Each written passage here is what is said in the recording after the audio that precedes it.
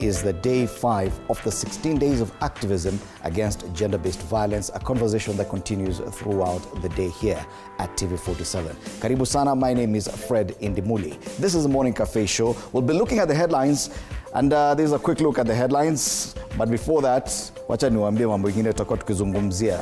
It is a Feel Good Friday right here at TV47, but Fred Makori, content lead at Picha Safi Productions, will be here for a conversation about Kenya film industry.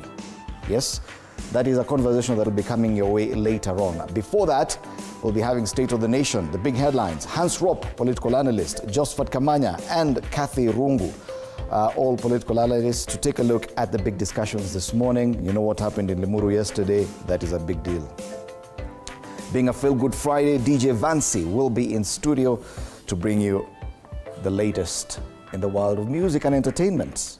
So yes, a quick look at the headlines this morning, and we start off with business. How Uganda, Ethiopia saved Kenya from power rationing. So this is a business daily today. Apparently we were to have power rationing. We'll be coming back to take a look at that. An even scarier headline, Nairobi, Kisumu lead in new HIV infections. That's a big headline on the front page of the Star this morning. I think we've taken a look at the Business Daily already. This man, Omtata, is a big headline on the Daily Nation today, and they have a big image of this activist turned senator and now aspiring presidential candidate, Okia Omtata. IEBC, we are in a crisis. Only court can save us. What kind of crisis are we talking about? Well, matters to do with the boundaries review. There's a discussion we started off last year, and no one seemed interested then. Now they're talking about a crisis. Same story on the People Daily. IEBC warns of crisis over boundaries. Electoral Agency reveals that Kenya is facing a constitutional headache after lapse of legal timelines for delimiting new constituencies. So that's a big story there on the People Daily. Nyota ya Kalonzo yaangaza. Habari kuu pale kwenye ukurasa wa mbele wa gazeti la Taifa Leo. Hatua ya wazee wa Mlima Kenya kujumuisha jamii ya Akamba katika muungano wa Gema yampa matumaini. We cross into Uganda now and take a look at the Daily Monitor. Interpol joins Bank of Uganda heist investigation.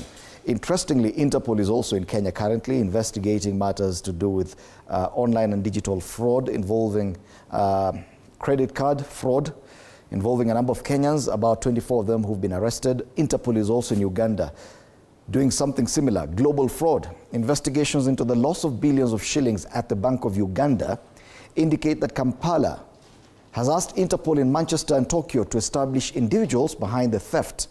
But a Japanese bank has reportedly refused to play ball and allowed the withdrawal of $6 million sent through it. These are just some of the challenges that we face when we try to investigate global fraud, that not every institution is willing to play ball with the investigations.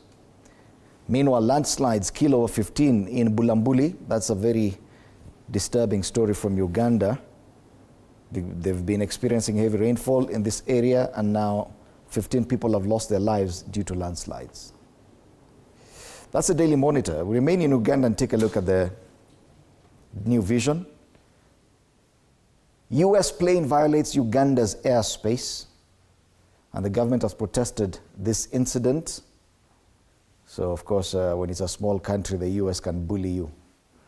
So they can use your airspace. Watasema tu, ni ya nani, ni ya Uganda, tutapita. So the number differs from the Daily Monitor in as far as the death toll from that disaster, the landslide at Bulambuli. The Daily Monitor goes with 15, but the New Vision says disaster landslide kills 30, which is double the number.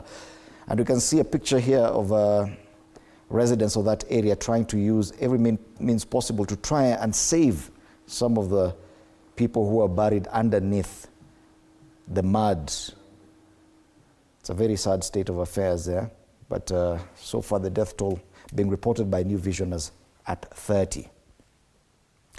That's as far as Uganda is concerned. Let's go to Tanzania, where Mata's election should be huge. 2 days after the civic polls, But on the Citizen, there's no mention of that. Blame game as maize farmers await 63 billion shillings.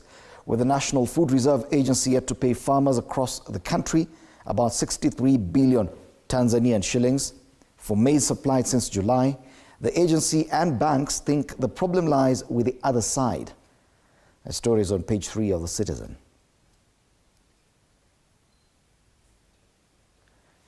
There's a sports story there. Matters football, wanasema we are sorry. Younger players tell fans after home defeat. Walichapwa kichapo, sasa inabidi wakuja waseme samahani. Regional collaboration defeat maritime security threats. Wanted. Probably they would need to collaborate with Kenya on that one. And the Dane Ndugulile publicly defied Magufuli. This is a former Assistant Minister for Health in Tanzania, who died recently, just a few days before assuming his newfound role as WHO Africa Director. His name is Ndugulile. Tukiangazia masuala ya siasa kwenye ukurasa mbele wa gazeti la Mwananchi, tukisalia pale Bongo, ni vilio vicheko. Chama cha Mapinduzi ikiibuka na ushindi karibu maeneo yote, wadau waibua hoja za mitazamo tofauti kuhusu mchakato wa uchaguzi. ACT na Chadema, hivi ni vyama vingine, vyajifungia kujadili. Askofu Ruwaichi atoa msimamo. So CCM overwhelmingly carrying the day in most of the civic polls across the entire country of Tanzania. And now the other parties, ACT and Chadema, are wondering what happened. So CCM still the biggest party, grassroots party in Tanzania. Heshima na utii wa Amiri Jeshi Mkuu.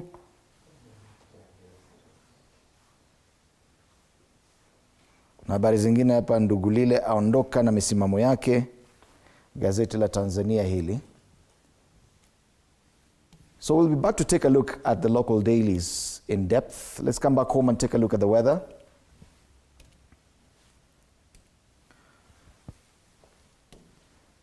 So today we start off in Bungoma. In Bungoma, it is 16 degrees. It feels like 16 degrees, but it's actually 17 degrees. They say it's slightly warming, except over the next 5 days. So yeah, expect warmer temperatures there.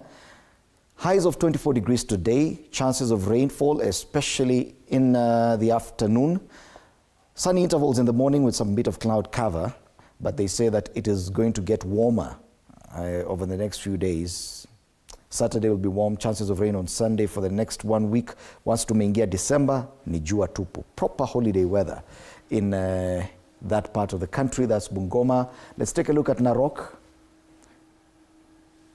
It's quite chilly, 15 degrees Celsius as we speak. Light rain likely around 4 p.m. Yes, a high chance of rainfall in the afternoon. Sunny intervals for the better part of the morning with some cloud cover. Highs of 22 degrees. So it's actually a bit chilly in Bungoma today. What about Garissa? 26 degrees Celsius as we speak. Feels like 28. Highs of 36 degrees. This is quite high, and as an advisory, anyone in Garissa today, probably just ensure you stay hydrated and use some kofia or an umbrella if you must. But sunny intervals for the better part of the day, starting mid-morning all the way till evening. A bit of drizzle this morning, but nothing much really. Let's take a look at Mombasa. No, really, Malindi. At the coast, 26 degrees Celsius, but looks like, it feels like 29. It's actually raining as we speak this morning, but that rain will not persist beyond 8 a.m. Promises to be a very sunny day throughout the day. Highs of 33 degrees Celsius, which is quite high even for Malindi. So for tourists who are not used to this kind of weather in Malindi, take care. Hydrate and chunga sana usikae under the sun. Hii unaweza lemewa. So that's the situation in Malindi. And finally, let's come back to Nairobi and take a look at the situation here. 17 degrees Celsius as we speak. It is a sunny day today. Yes, a proper Friday. Highs of 24 degrees Celsius. It won't get so high. Chances of rain later in the evening, starting from 4 p.m. So probably by then, as people make their way back home from work, do expect that. But sunny intervals for the better part of the day with a bit of cloud cover. So that's the weather situation in Nairobi today. Now linked closely to that is the traffic situation. sababu hakunyeshi leo asubuhi. The traffic is not so bad. Thika Road looking good. Kiambu Road as well, heading towards town, looking good. A bit of snarl up is building up around the Muthaiga Pangani interchange, but that's to be expected. Nothing unusual there. Once you pass that, Muranga Road and Forest Road are looking good. There's a bit of slow traffic along Haile Selassie Avenue, where it joins Landis Road, areas around Marikiti and Mudhurwa, so do expect that, but that's usual traffic, especially now with holiday travel, a lot of people getting buses there. Jogoo Road is building up slowly, it's still early, so areas around Mbotela pale. Kwingineko, I can't see anything else to report. Mombasa Road looking good, Langata Road also, Mbagathi Way looking fine, Ngong Road too, and finally Waiyaki Way into town. Apart from this section at the main entrance to the expressway, everything else is fine this morning. So that's the traffic situation in Nairobi. Let's come back and take a look at the local papers in depth.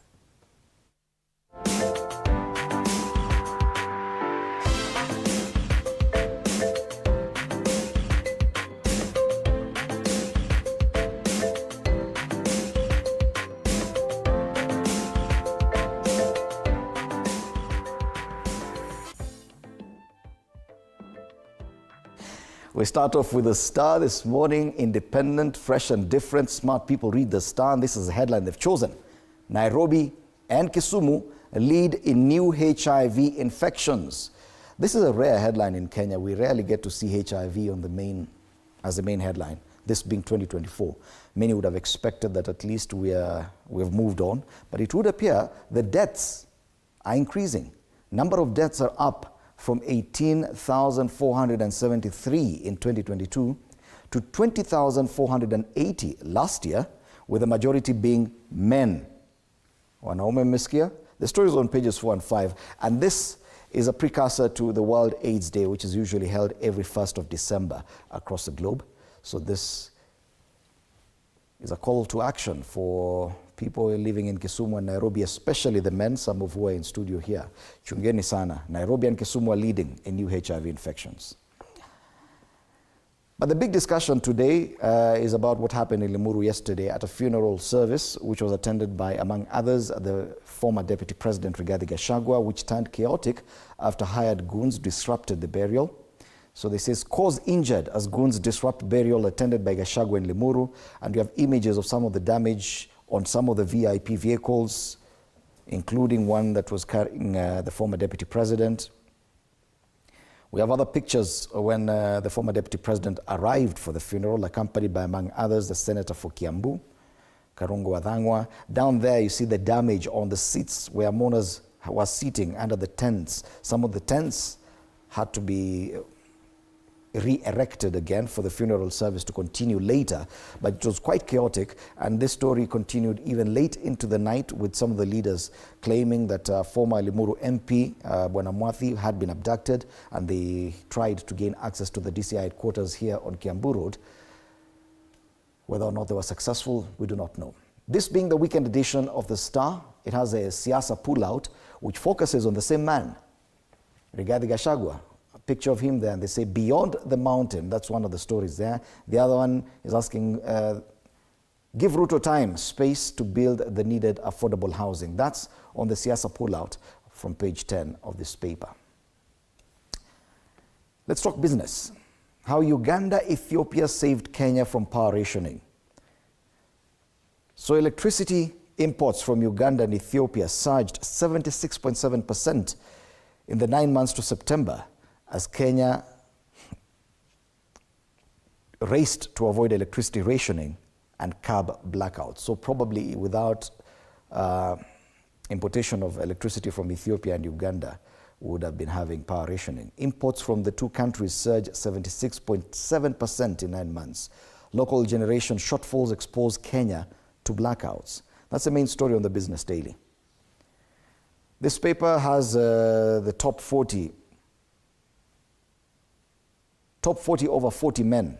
The list is out. Interact with icons, pioneers, and social entrepreneurs, leaders, and innovators. These men are mentors, disruptors, doers, and problem solvers. So if you are under 40 Angalia pale maybe wameweka sura yako kusema wewe ni top 40 under 40. Some of us cannot qualify for such. Probably waseme under 70.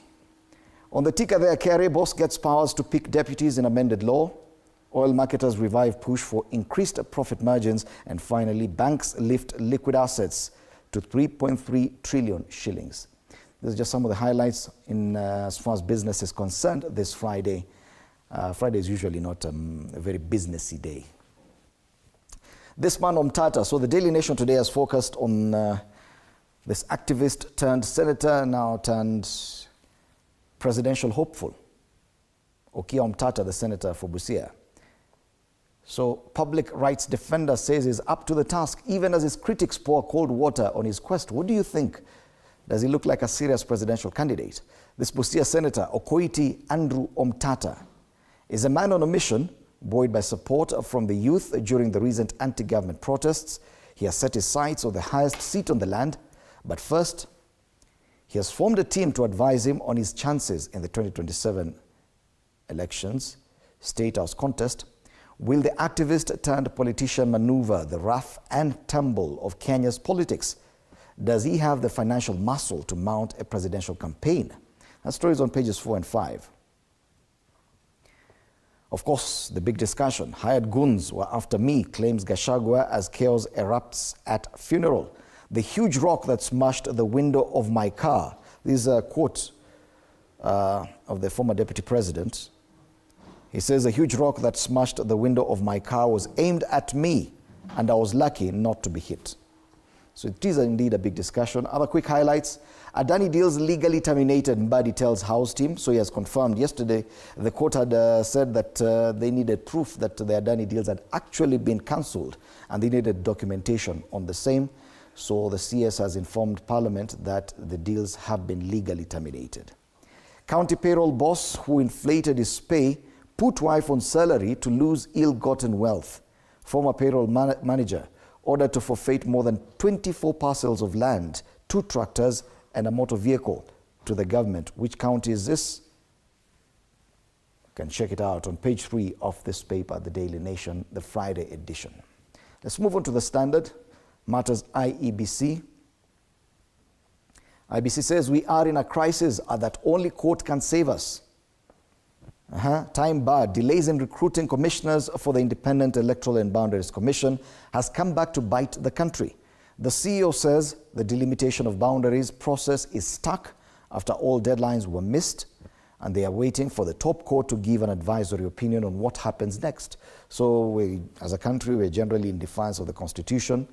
This deadline lapsed in March of this year. We were talking about it earlier. No one seemed interested in listening to our discussions. Now they're saying we're in a crisis. It's as if we did not know. It is very clearly laid out in the Constitution on the delimitation of boundaries.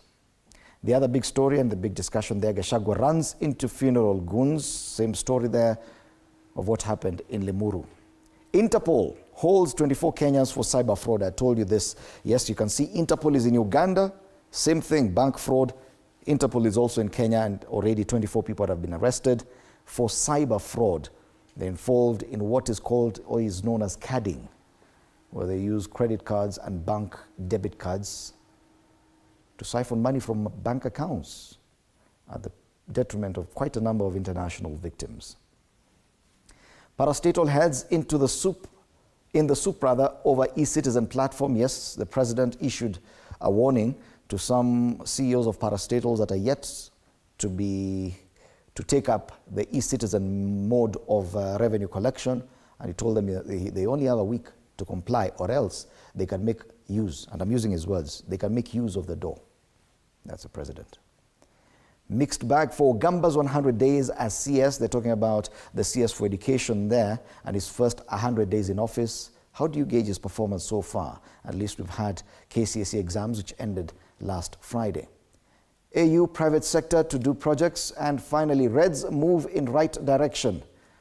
Liverpool, which are top of the English Premier League, definitely moving in the right direction. They're also doing wonders in the UEFA Champions League, already having qualified for the last 16. Timu ndogo zingine zikishinda wanataka tupige kelele hapa, lakini hatuna huo wakati. Tunashughulikia masuala kama haya ya IEBC on the People Daily. IEBC's warning of crisis over boundaries. Electoral agency reveals that Kenya is facing a constitutional headache after lapse of legal timelines for delimiting new constituencies. It is the same story on the front page of The Standard. They make mention of what happened to Gachagua there. Gachagua whisked away as irate crowd bays for his blood. Now down here is an inside story about the People Daily going green, and they say they are now going fully digital. So probably in the next few weeks you won't be able to get a physical paper from the People Daily. You can read that. And it's the only other story given prominence on the front page today. Masuala ya siasa yamepewa kipaumbele kwenye gazeti la Taifa Leo. Anasema nyota ya Kalonzo yaangaza. Hatua ya wazee wa Mlima Kenya kujumuisha jamii ya Akamba katika muungano wa Gema yampa matumaini. Kwa sasa kuna mikakati ya jamii za Mlima Kenya kumuunga Kalonzo mkono kwa urais katika uchaguzi mkuu wa mwaka 2027.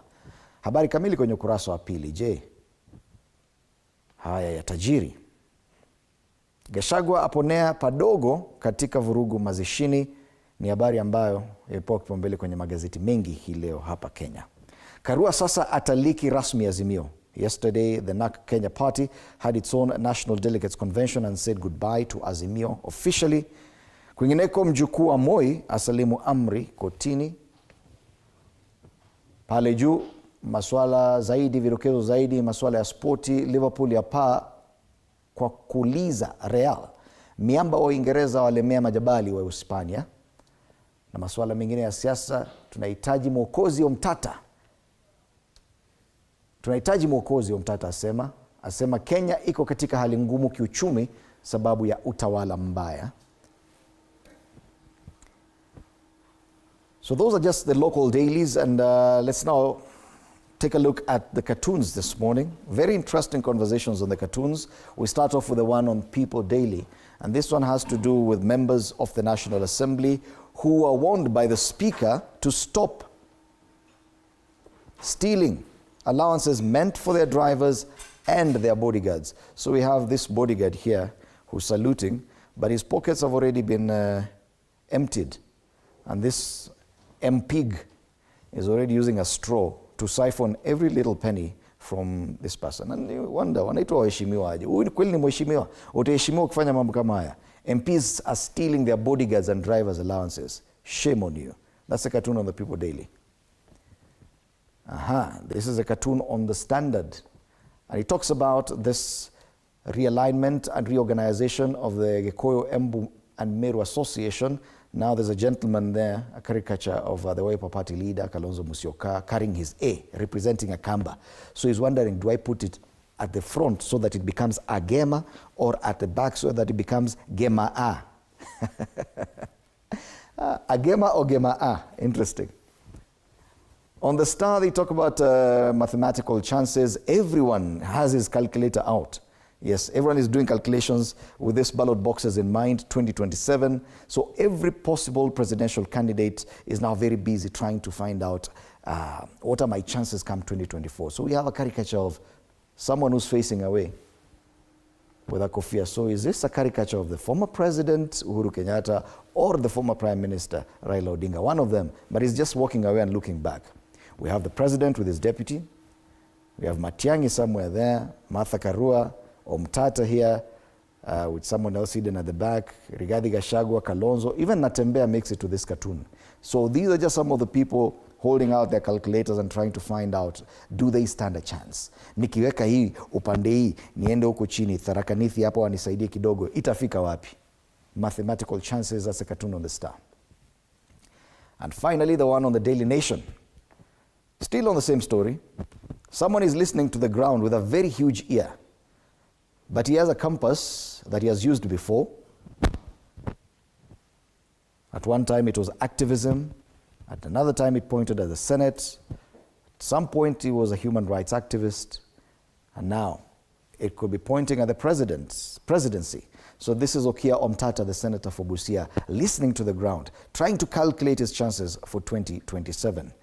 What will it be? Will it be human rights, activism, the Senate, or the presidency for Okia Omtata? So these are just some of the conversations we'll be having with my panelists after the break. Do stand by for that. We could have that poster of my panelists this morning. Hans Ropp, political analyst, James Kamanya, and Josephat Kamanya, sorry, and Kathy Rungu will be in studio for these conversations that we're about to have. Remember, it's only 26 days to Christmas, so it was also a feel-good Friday right here at TV47. Do stand by for a lot more later on. 32 days to the end of this year, and it is day 5 of the 16 days of activism against gender-based violence, and that conversation will still continue right here at TV47. Let's take a break. We'll be back with the State of the Nation.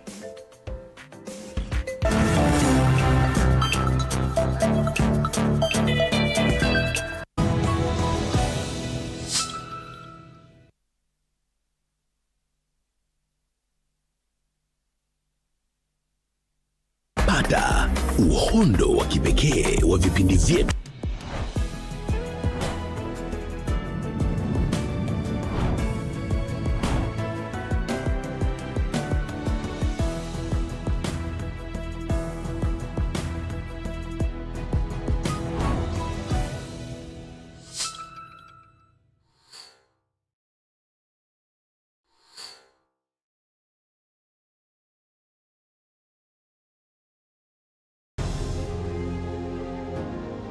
Vile unavyojua watoto wengi sana hawana namna. Mimi ningependelea watoto wasome. I'm here to stress on education. At the same time, let us actually do any kind of sport that we are doing. Sport speaks the best language to everybody. Tunataka tutafute talents. Zile raw talents kutoka kule nyumbani mashinani mahali tuko leo. Hizi mbio za Chepsaita, like all other sports, zinaleta watu pamoja. We want to use this event to uplift the lives of the community. Anafurahia hii mchezo sana. Hata sikaange naambianga watu tuende Chepsaita. Wanafunzi wakimbie ili wakuze talanta ya mbio ama kuhimiza tena elimu. This is the place to be. Hapa ndipo mahali wanastahili kuwa tarehe 7. Wale watoto walikimbia last year, wamekimbia mpaka wamefuka mipaka zetu za Kenya.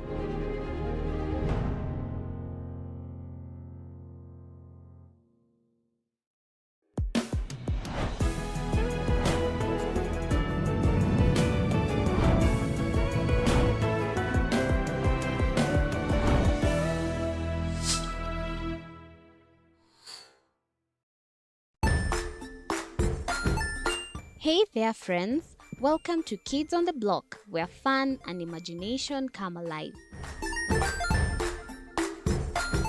We dive into magical world filled with exciting adventures and awesome friends. What position were you in? I was number 2. What position were you? Number 1.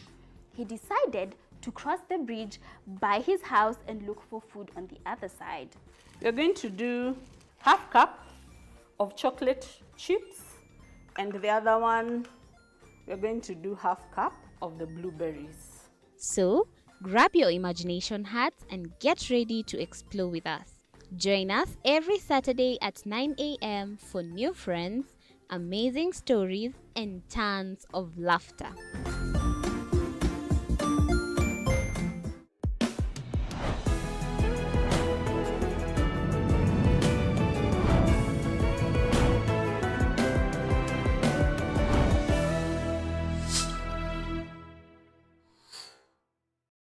Join us as we explore the journeys of those who defy the odds and break barriers. We dive deep into the stories of triumph. Sometimes when parenting a child with a special need or whatever disability, family life becomes a bit complicated and you may end up raising the child on your own. Here, we inspire. I have a farm which one we showcase with other dyslexic youths and autism, how to farm. Motivate. It's never easy, but what we do, the best thing is to work with another parent who has an elder child than yours. And break through the barriers one story at a time. Push your boundaries beyond the limit. Saturdays at 8 p.m.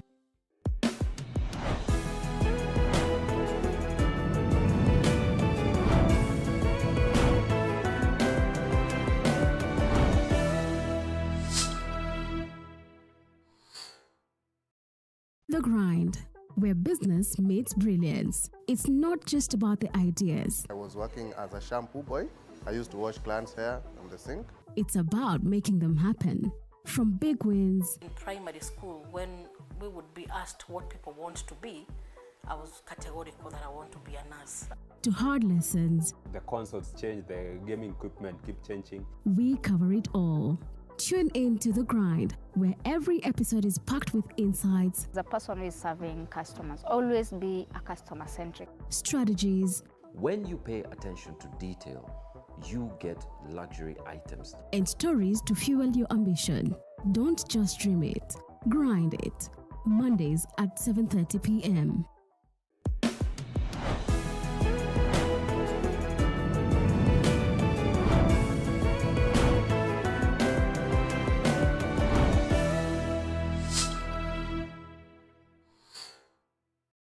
Jiunge nasi tunapoangazia safari za viongozi bora.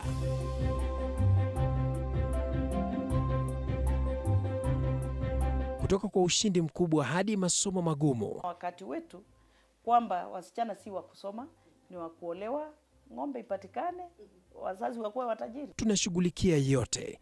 I wish I were a better investor. My parents taught me how to look for things for myself.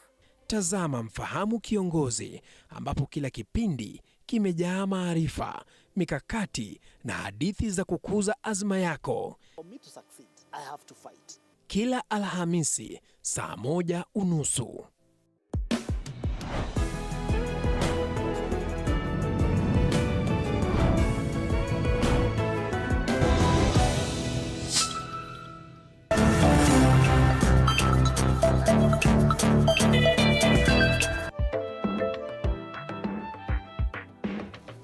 All right, welcome back. You're watching Morning Cafe right here, TV 47. Time for the State of the Nation. My name is Fred Indemudi.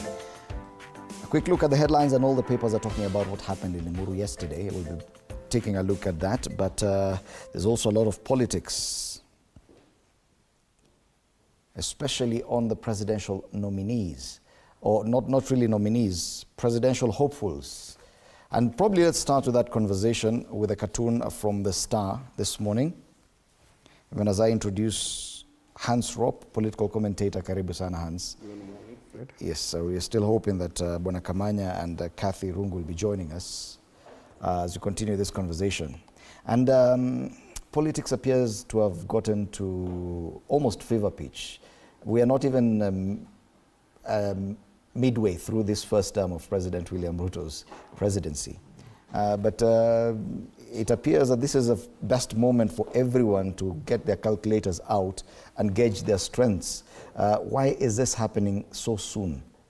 And is that indicative of probably the sentiments or the approval ratings of the president at this time?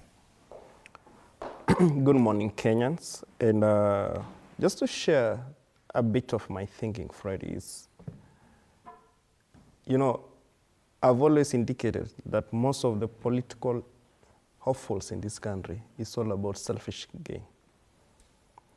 Because if we believe that this is our country, Kenya, and we have a president at place, and we've always believed that the leaders we have today are from God, whether a president, governor, woman rep, senator, member of parliament, and MCA.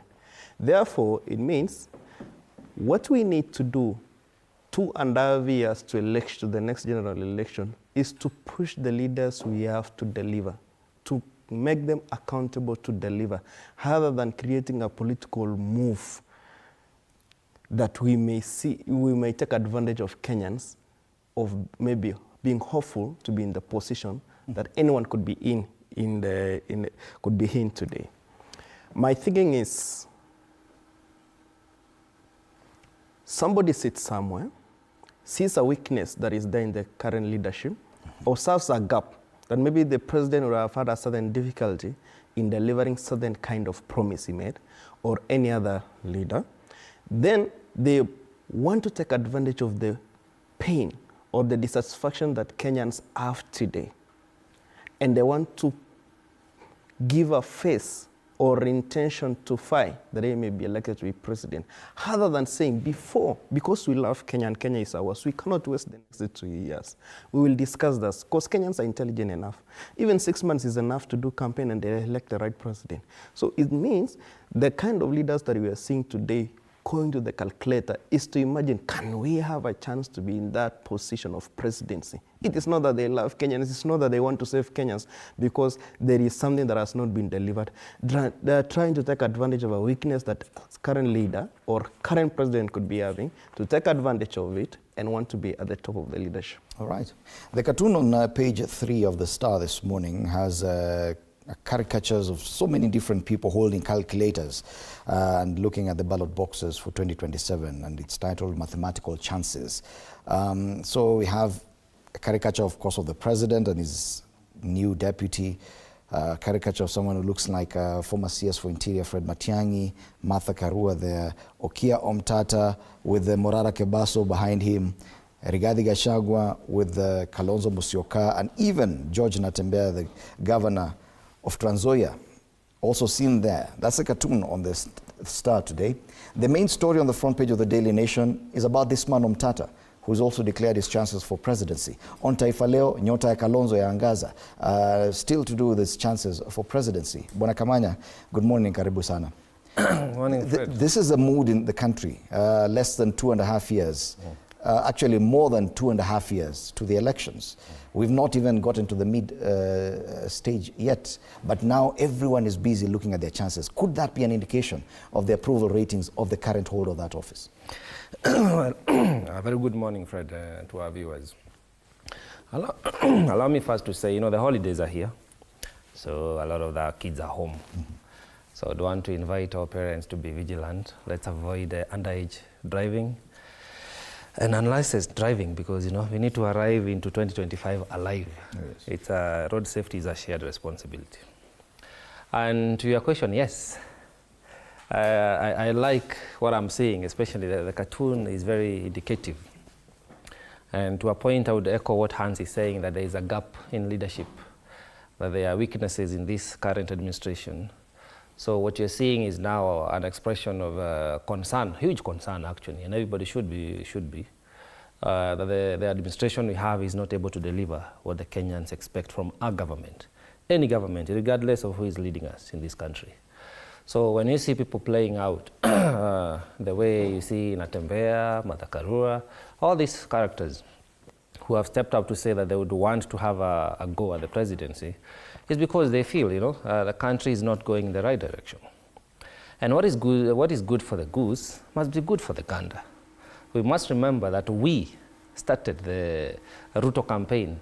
Immediately, they were sworn in for the second term. So there is nothing to say that it's too early. There is nothing good that can start too early. Actually, it would be very unfortunate for us to sit pretty and wait for 2027 and start saying now, how are we going to change the leadership? Much as the political, our great concern is the socio-economic agenda, not the political agenda, but they are intertwined.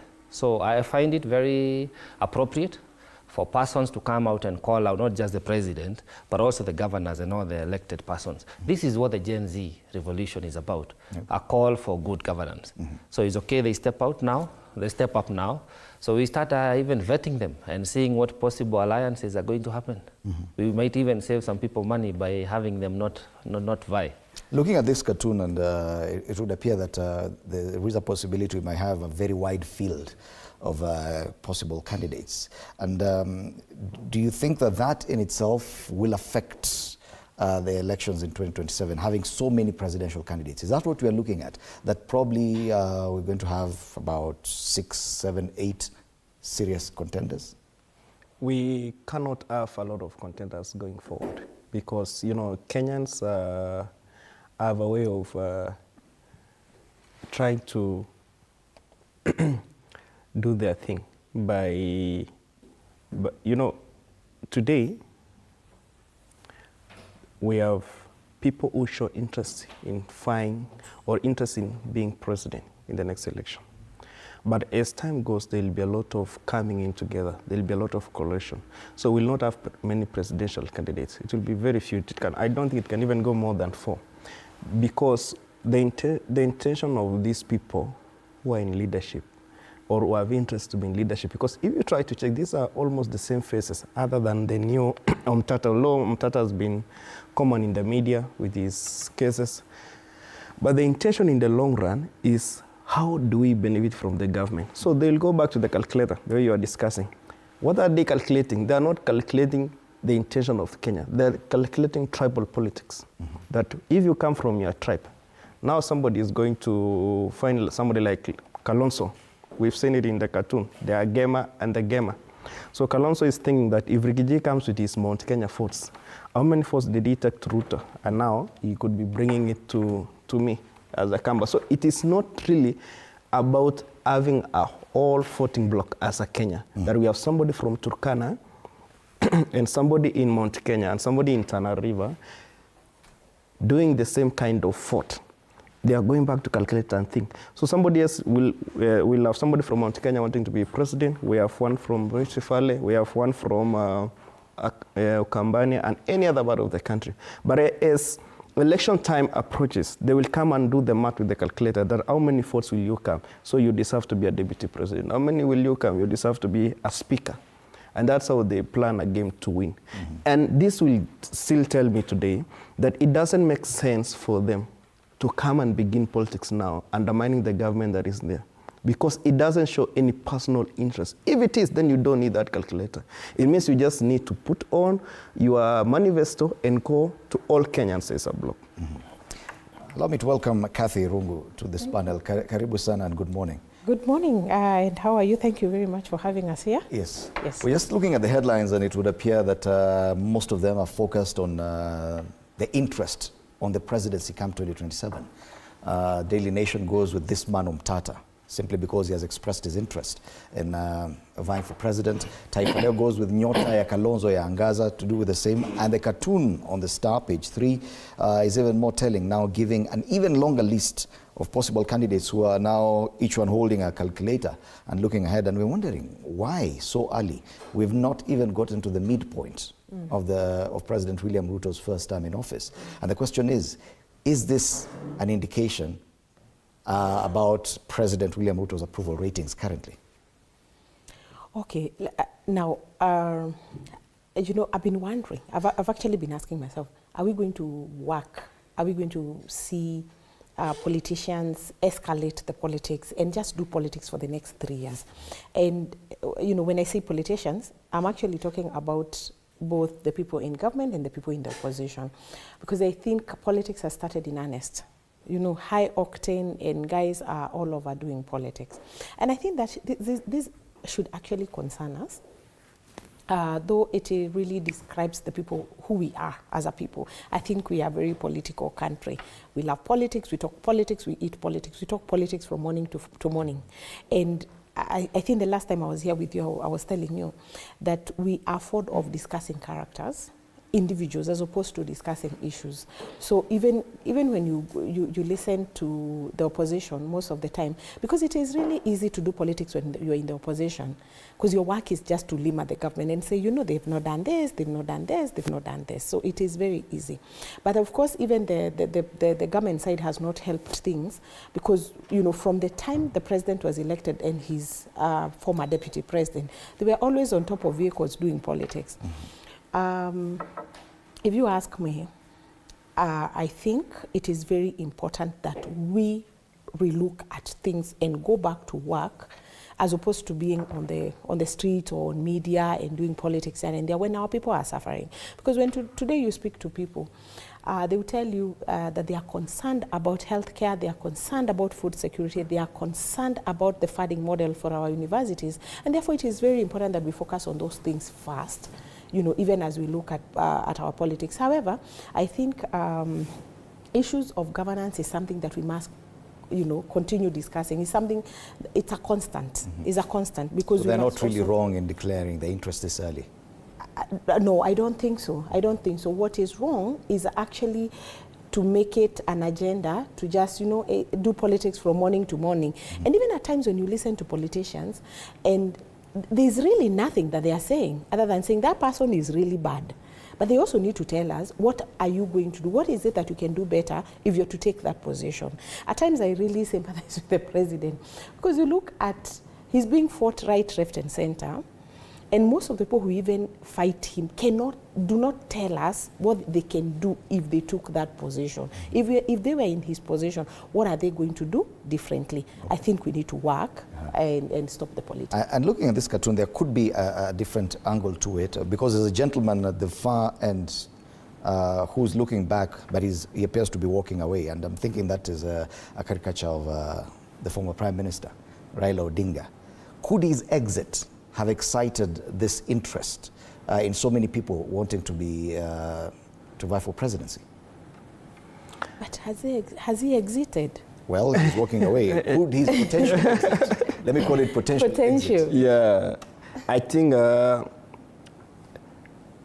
somebody must have done that. Cartoon must have thought that Raila could have a chance to win the AU chairmanship, and therefore, if he exits the politics in 2027. Could there be a more chance for the field is open? Which is true. You know, Kenyans are very ambitious, and everybody will want to know what is it good that is in this leadership. Some probably could have an intention to lead well, some could have intention so now they can benefit. And also, you know, we've also studied whereby, at times, people come into top leadership and you don't expect. You know, in 2012, 2011, when I just cleared university, and President Ruto had said that he wants to be a president of Kenya. Then under URP, if you remember, there was UDM, then another party, then URP came in. In Uasin Gishu, people believed that Ruto cannot be president. But they could not really accept it. They wanted to support their own. And therefore, many people never tried to fight for the seat of senator, because they knew that if things do not work well, Ruto will become the senator of Uasin Gishu. Therefore, he goes on being the Kalenjin leader. And therefore, one of our classmates in the university we just graduated, called Isaac Meli, went on and said, I want to be the senator for Uasin Gishu. So we went into a campaign as university students.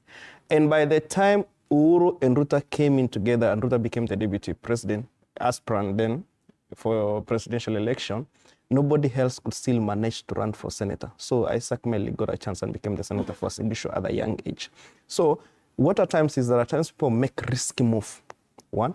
Two, others, as they retire in politics, they always want to put other people. Somebody can mentor. They can mentor some other people to give a try to take over the leadership, because we've observed that even those who retire in politics would still want to control politics in the country, which favor their businesses. So they want to have their horns in the government. And therefore, you even see those in governors having an issue with who becomes the next governor, therefore.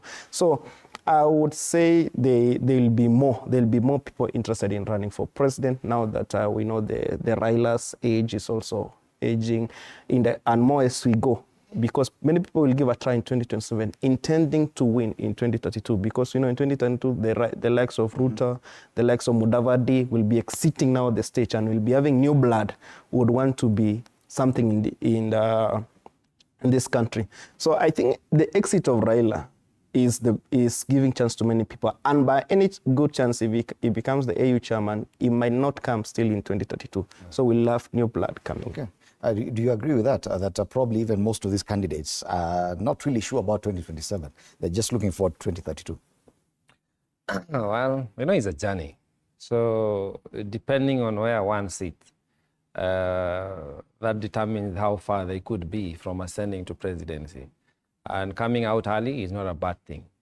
I am not opposed to having quite a mosaic of candidates, because that will allow us to now engage at an ideological level, whereby we are not discussing people, we are discussing ideas. I tend to believe that in 2027, we're going to have one of the hugest coalitions that will take over the next administration, because there'll be mushrooming of small parties. There'll be a lot of independent candidates that will come into office, and there'll be a shock element on who becomes the president in 2027. A shock element? A shock element. So this, I mean, like the person we are really, the characters we are seeing, especially in that cartoon, none of them may become a president, but they will form the presidency. So it depends at the end of the day.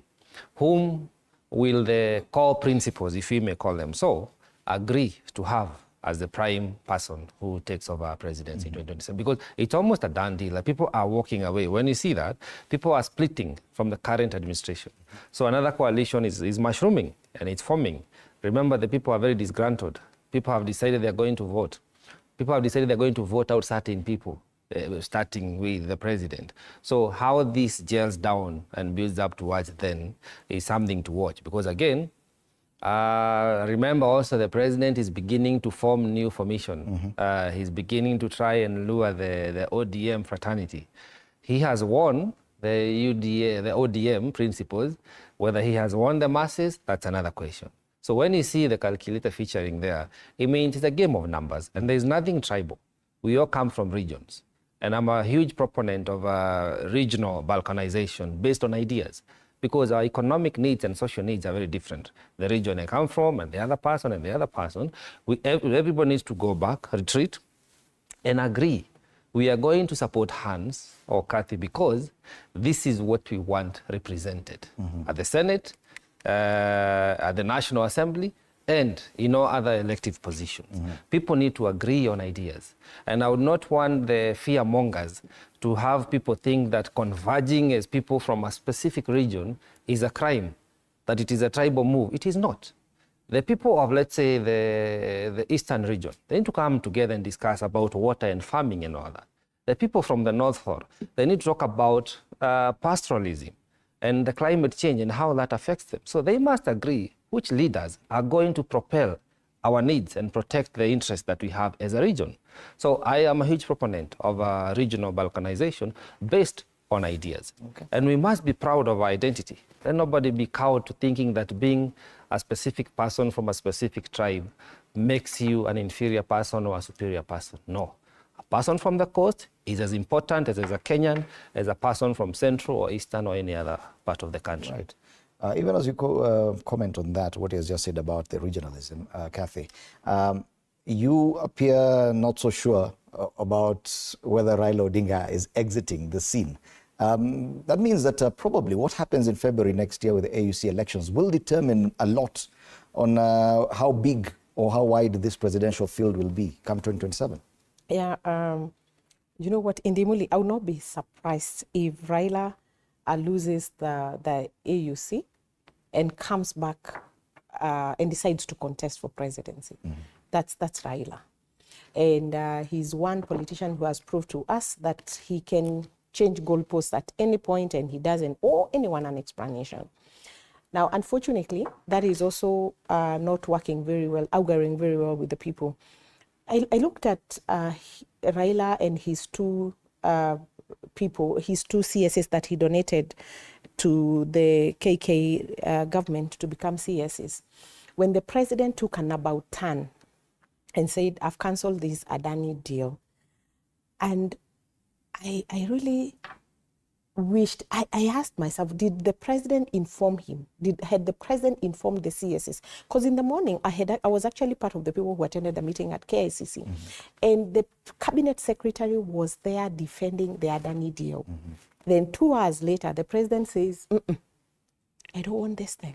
I've cancelled this thing. So for me, I think Raila is one unpredictable character. And I will not be surprised because his chances at the EU, it's not 100%. I mean, just like any other political endeavor that he has undertaken, or even a test, you cannot be 100% sure that he's going to win this thing. So I think if he loses, he might just decide to come back and enter the political scene at a different level.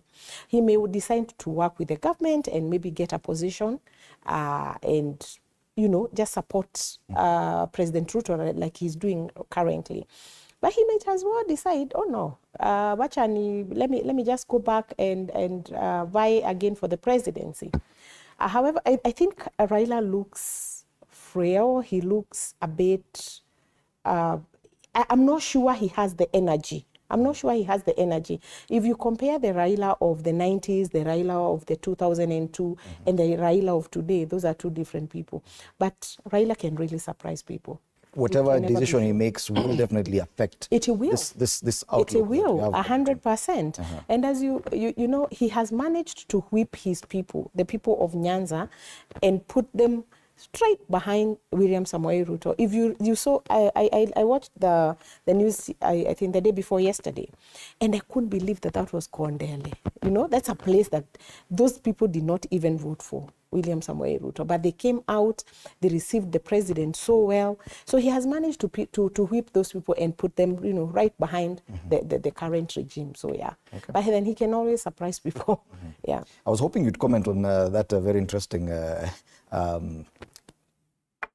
regional story on regionalism, regional balkanization, because it is a very hot topic. Should we go that way? Should we not? I think we are actually very interesting people. At times it's like we are conditioned to suffer. At times it's like we want to close this eye and use the other eye.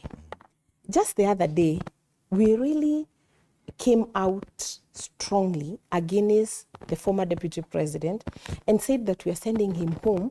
We are impeaching him because he's a tribal king, because he was using the same regional balkanization and saying, you know, trying to protect what Wamulima.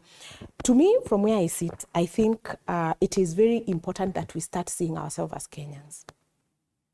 This issue of Region A and Region B and Region C, yes, it is important. We all have identities, but using this, because all the time, every time you use it, you elicit some emotions.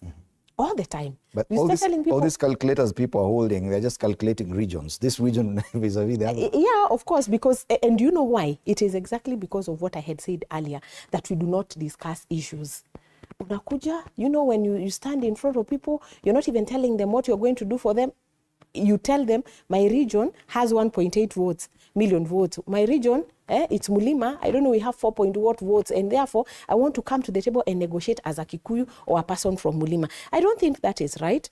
If you ask me, you know, I'm from the Gema community, but I looked at what was happening again 2-3 days ago at the All Saints Cathedral. You know, just bringing people together and saying we are Gema or we are Gema and now we are accommodating Kalonzo. The only reason why we would want to accommodate Kalonzo into the Gema is because most of the Mount Kenya people are looking at Kalonzo as their potential presidential candidate. You see where you're taking people. Gema was founded in the 60s. I mean, we cannot continue. It's so retrogressive. In the year 2024, we cannot be having a conversation around that our leader should be from this tribe. You're not even looking at what they can do for you. You're just thinking this person, because we don't agree with this branch of Kenya, we don't agree with this region, now we are going to form our own front. It is too retrogressive. Probably that's a bit on the idealistic end. That is where we aspire to a time when we will just look at the country without considering the regions. But the reality is that these calculators are simply looking at the numbers from the regions. You know, Fred. Even the president is in this cartoon has a calculator. Yeah, you know what? One thing, Fred. We've never wanted to be honest at times. You know, at times we want to discuss issues, but we know it all stops at numbers. Presidential election in Kenya is purely tribal. We are not yet at a time whereby we will elect a president because he performs. You get it? Even if Obama comes to run in Kenya today, he'll get a following from Nyanza, not from Mount Kenya, not from Mukambani. Despite the fact we know the kind of experience we could be having that it can change our country. So in Kenya, we do not elect. We believe that one of our own should be at the top of the leadership, that he may fight and maybe get a cake that is in the national government for us back at home. And that's why you see many people today in Mount Kenya are disappointed that Ricky G is outside.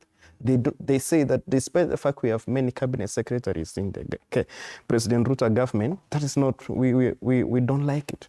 They have more PSSs than any other community, but they're not satisfied. They have more CEOs than any other community, but they're not satisfied. All they want is they want their own at the top.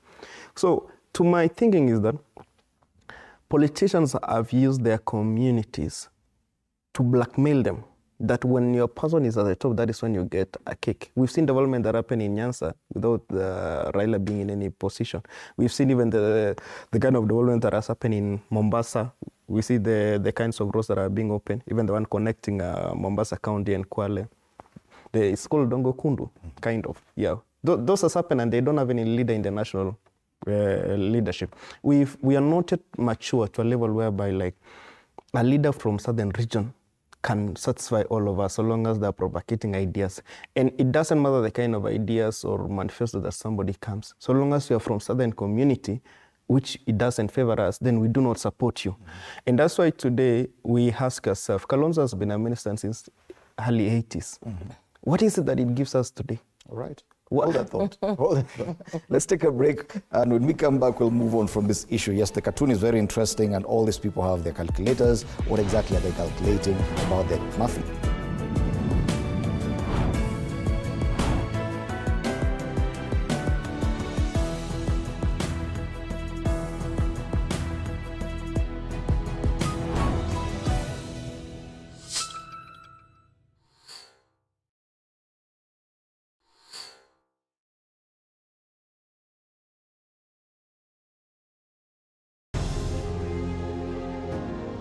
Vile unavyojua watoto wengi sana hawana namna. Mimi ningependelea watoto wasome. I'm here to stress on education. At the same time, let us actually do any kind of sport that we are doing. Sport speaks the best language to everybody. Tunataka tutafute talents. Zile raw talents kutoka kule nyumbani mashinani mahali tuko leo. Hizi mbio za Chepsaita, like all other sports, zinaleta watu pamoja. We want to use this event to uplift the lives of the community. Anafurahia hii mchezo sana. Hata sikaange naambianga watu tuende Chepsaita. Wanafunzi wakimbie ili wakuze talanta ya mbio ama kuhimiza tena elimu. This is the place to be. Hapa ndipo mahali wanastahili kuwa tarehe 7. Wale watoto walikimbia last year, wamekimbia mpaka wamefuka mipaka zetu za Kenya.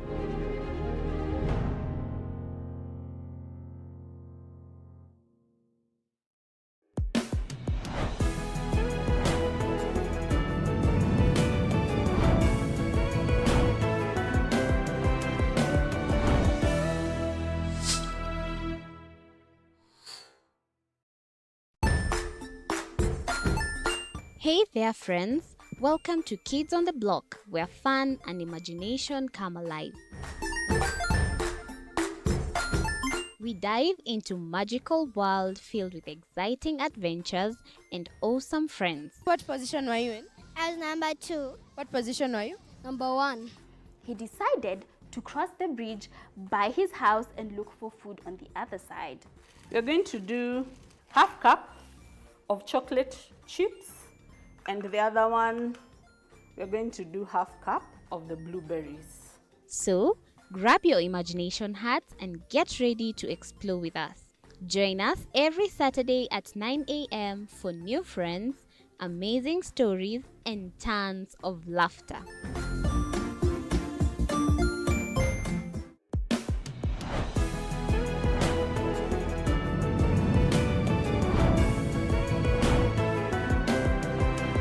Just before the break, we want to move on to something that features on all the front pages of our dailies today, and that is a disruption of a burial service in Limuru yesterday, which was attended by, among others, the former Deputy President Rigathi Gachagua. One of our reporters here at TV47 filed a report on the same. Let's watch that story.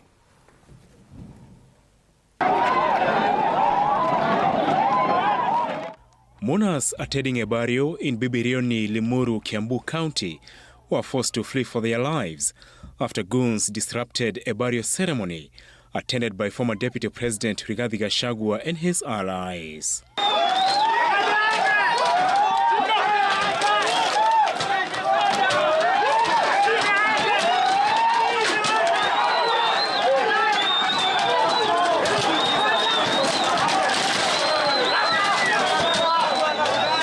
The angry youth, who are allegedly after Gachagua, destroying the dignitary's tent as chaos ensued, flying chairs and stones targeted at the leaders and their vehicles, turning the venue into a theatre of chaos and destruction, as mourners caught in the chaos were left nursing injuries. Mimi nilikuwa nimesimama, hata sijui niligongwa na nini. Niliona mawe inaenda juu, nafikiri niligongwa na mawe, nikaanguka chini. Na venye tumeona hao wakora walikuwa wana target kwenye Rigathi Gachagua meketi, ile gari Rigathi Gachagua walikuwa naenda ndani yake, walikuwa wanamtarget yeye mwenyewe. Nao sio wananchi wa hapa. Ndio watu wameingilia ile hema yenye ilikuwa na naibu wa rais wa zamani, wakaanza kuipiga kwa mawe, kwa vyuma, wakaharibu hema, wakaharibu viti. Kama kuna mkono wa serikali, sisi hatuwezi kuelewa ni kwa nini kwa serikali inaogopa kukosolewa. Kwa sababu hii sio serikali ya kwanza. Serikali zimekuwa mingi, duniani mzima kuna serikali na kukosolewa ni kawaida. Tension began after the area MP John Kiragu refused to sit in the tent reserved for dignitaries and instead sat with the clergy. Chaos followed, forcing former Limuru MP Peter Mwathi to cut short his speech as the leaders and mourners scampered for safety. Mimi ningekuwa mtu wa kuvuruga, si basi ningejua vile nitajikinga. Mimi napigwa, halafu watu yangu wamepigwa, gari yangu imepigwa, kwani hii sikuwa nimejipanga. Kama ni watu wa kupanga, si basi unajipanga na vile wewe utatoroka ama nini. Hii maneno mimi nimeshangaa kwa sababu imeanza kama kitu kidogo tu, halafu all of a sudden hii kitu imepasuka. Gachagua allies later Thursday evening went to the DCI headquarters to protest the arrest of former Limuru MP Peter Mwathi and Bibirioni MCA Christopher Kamau. Gachagua later took to his social media handles, accusing President William Ruto's administration of hiring goons to attack him. In a statement, the former DP said, and I quote, "This is a very sad state of affairs and a major loss for the state, who are clearly complicit in these actions."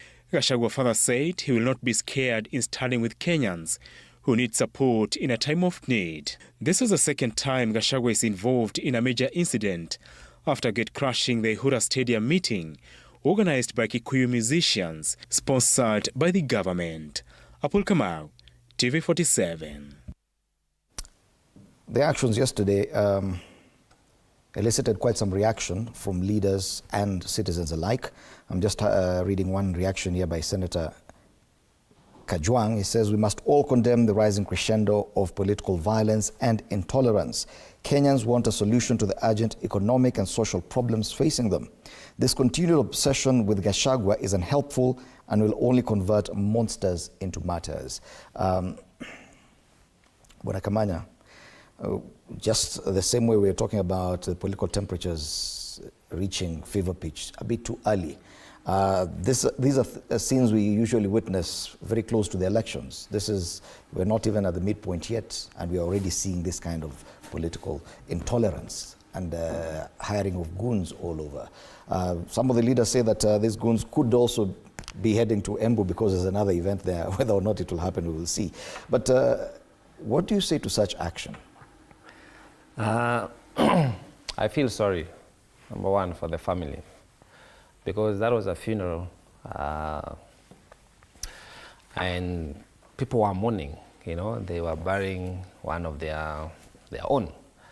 And then unfortunately, politics carries the day.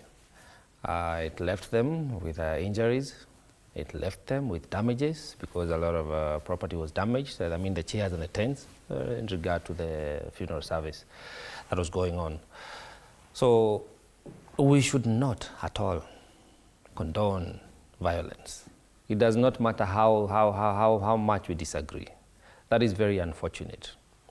Secondly, I think we need new thinking, and this is what we are calling for from all Kenyans.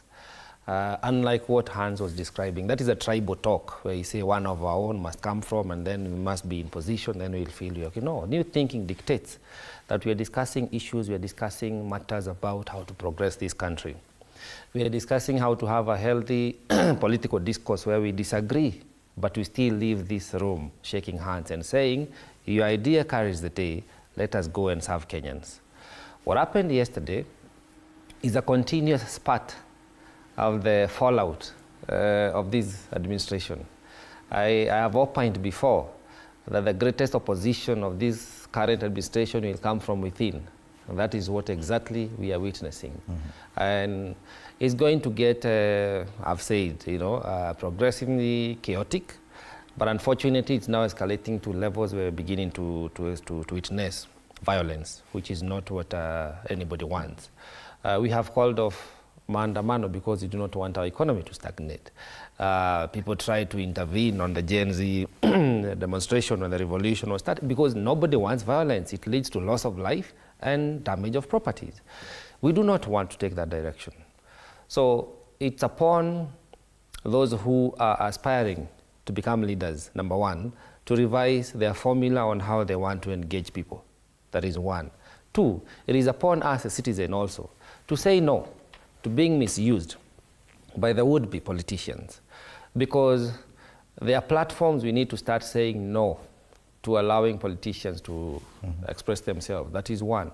And secondly, we must also preserve the human rights. Everybody has the right to express themselves in this country. All rights must be protected.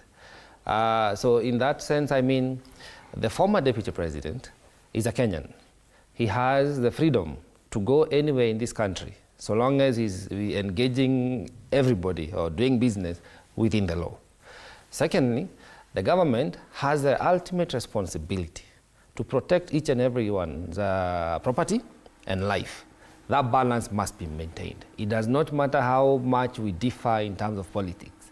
Then also people should realize that if for some reason Kathy goes out and misbehaves as a politician from my area, from my region, and being my friend, it does not mean, and this is why I say the tribal talk needs to come to an end, it does not mean that that person's tribe is being attacked.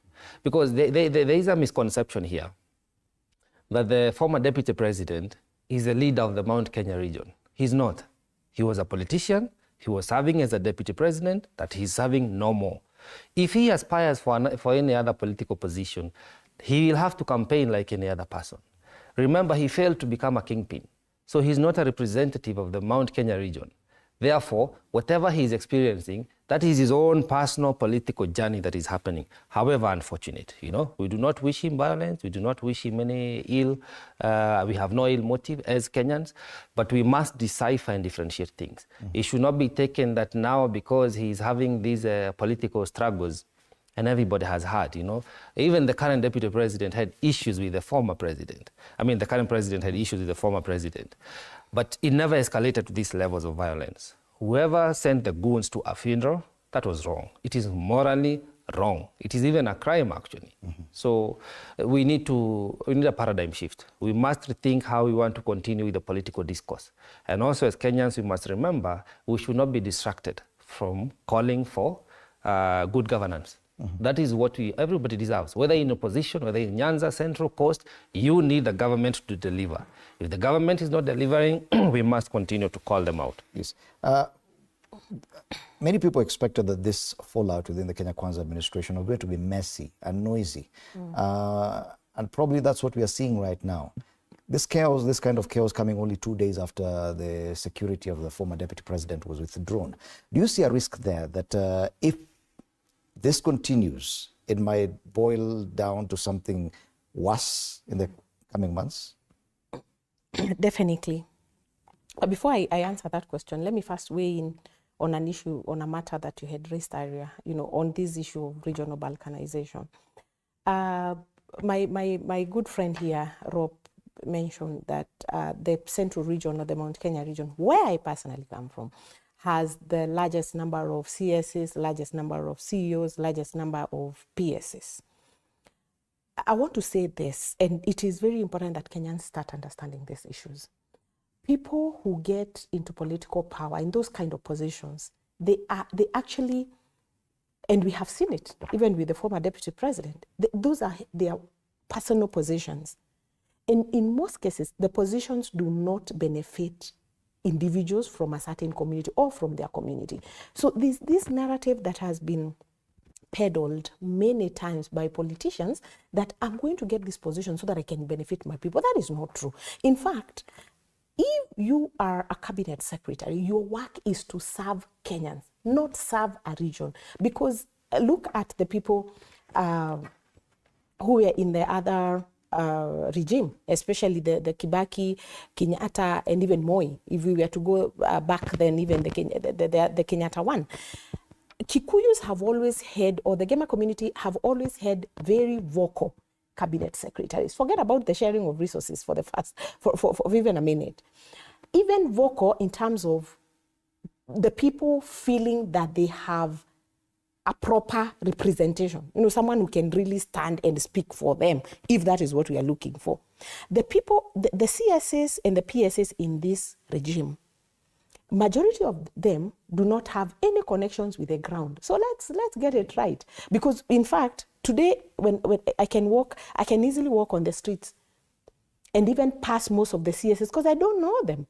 If you look at the Kibaki, the former regime of President Kenyatta, we had people like Cabinet Secretary Mutahi Kagwe, who was a politician. So the people would relate with him. We had other strong people like, okay, I can't remember all of them, but at least I know we had one very serious person from Central, Mutahi Kagwe, even people like Joe Mushero and other CSs that we had that time, even people like the chairman of my church, Jasi and Njoroge, who was a PS, someone with a connection to the grassroots. So let people who seek cabinet secretary positions and PS positions stop lying to the community that we are going there to represent. We do not even know them. The ones who are holding positions today, we don't know them. So really, let's get these facts right. Now, you've asked a question whether we are likely to see this more. First of all, yes. And I want to say that first, it is wrong. It is uncalled for. It's a law. I mean, how do you take violence to a family that is mourning the death of their loved one? How? Who does that? But then, remember, in politics, anything is possible. Up to now, we've not been told. I've listened to people, and everybody seems to say that it is the government that sent goons. Why are we even blaming the government in the first place? Because in politics, and I'm speaking as a politician, and I'm also speaking as a politician from Madeira constituency, where I ran against the former deputy president some time back. It is also possible for politicians to mobilize goons, come and attack them so that they can arouse emotions and just get sympathy from the people. So whoever had mobilized this, because as at now, we can't tell who mobilized. It could be the people who are disagreeing with Rigathi Gachagua from the government side. It could also be his own sympathizers who actually mobilized goons so that this whole situation can look so bad, he's being targeted and all those kind of things. That has happened before and we know. Now, moving forward, I would actually call on the arms of government, especially the police, the DCI. Where were they when all this was happening? Because Rigathi is actually a high-profile person.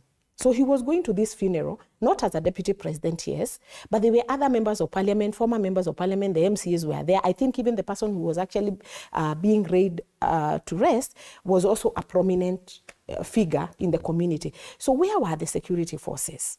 Where were the security forces? Because they needed to have gotten this information well in advance, get the intelligence that, this is likely to happen and secure everybody. But again, Rigathi Gachagua needs to realize, by the way, he is not the Mount Kenya kingpin. And this narrative that he keeps peddling and showing people like he's going to whip the masses against the members of parliament who voted for his ouster, that is a big problem.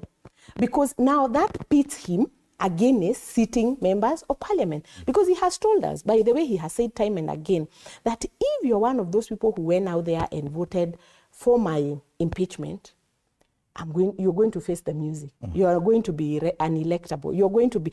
What do you think those people are feeling on the crowd? Because even those people have their own sympathizers. So both sides of the political divide need to come back to their senses. And we need to, and of course, the forces, the police and everybody else need to do their work. We do not just need to see them like they are doing their work, but they really need to do their work, and for real. Because if this is not tamed, because you see what is happening, if you look at 2007 and the other cases of election violence that we have faced in this country, it was this tribe against the other. But do you know what is happening now, going by what happened yesterday, is actually the same Kikuyus fighting against their own. Mm-hmm. We are like cannibalization, we are just fighting amongst each other. That is wrong and it must be called out. And moving forward, I would really request my people that it is not worth bloodshed, killings, even causing the kind of mayhem that we saw in Limuru. It's not worth it for politics. Yet we're seeing more and more of these cases of violence, especially whenever politicians are together. You look at the county assemblies across Kenya, and whenever they had to decide on something major, there's always a fight, a physical fight. And that's the same thing we're seeing, that every place politicians are together, there's always a physical fight. This is a culture that seems to be creeping back in. The only concern right now is that probably it's creeping back in a bit too soon, sooner than expected, about 3 years to elections. Don't you think that in itself, the timeliness of this, the timing of this is more of a concern right now? It's happening a bit too early. It does happen too early, but we need to ask ourselves, why is it happening? I have a different opinion. There's a dangerous statement I've said in this interview before, and I don't love saying it, but let me say it again. A politician is seen to be a serious blackmailer, but the notorious blackmailer is the voter. Because despite these issues we are discussing here today, and these kind of schemes that are going on, this is the same voter who is going to elect the same person. Okay? So, when you see these MCAs going to fight, one, they are fighting because there is money, there is resources. Why are they fighting to make money? Because they spend it in their campaign. There is no voter who said, bro, sister, we do not want your money. Share your manifesto and take off. We'll make our decision at the voting ballot. So this person knows that I bought a vote. I need to make my money, I need to recover. I need to invest. Then make extra and go and buy a vote again to be re-elected. Okay? That is what's happening today, and that's why people fight. So when we saw even whatever happened in Nandi County, where I come from, the county assembly went on and wrote a report that they want to fire all the CECs and CEOs. There's nothing they're doing. But the current governor bribed some of the MCAs to vote in favor of the CECs and CEOs to remain. What happened? What happened? You said that he accused. There is an allegation. There is an allegation. Yes. Yeah, allegation. He's accused. Yeah, he's accused of doing so. So the MCAs now, who are accused of being bribed, began fighting the others, and therefore they had to stop the kind of debate that was going on. What is the intention in the long run? You find that most of them are fighting for resources and more so that they may make money on their own. You heard the other day President talking about the conflict of interest. We've heard that the member of county assembly, national assembly, who are doing tenders in the government. Why are they doing so? So that they go and buy back the vote. You realize as we go into 2027, the campaign budget will be so high. Why is the campaign budget high? Is it because the politicians want to spend?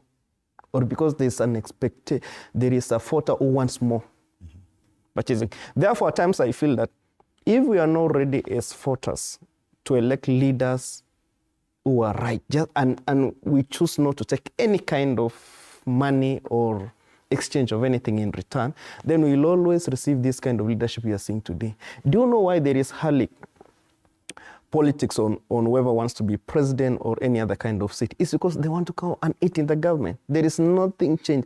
There's no change that are going to give us to the country. And that's why I was discussing earlier that when Kalonzo was a minister in 80s, when Ruto was in his high school today, we still have him today fighting to be president. What is it that he has forgotten? What is it that he is in his arch mode to be the president of Kenya? We saw Raila was in 1992 politics. And today is still here fighting. What is the intention? It is all about enriching your families and making money. Lastly, there'll always be that fight. It's not going to end. Reason? Money. There is resources at the national government that people are fighting to be in.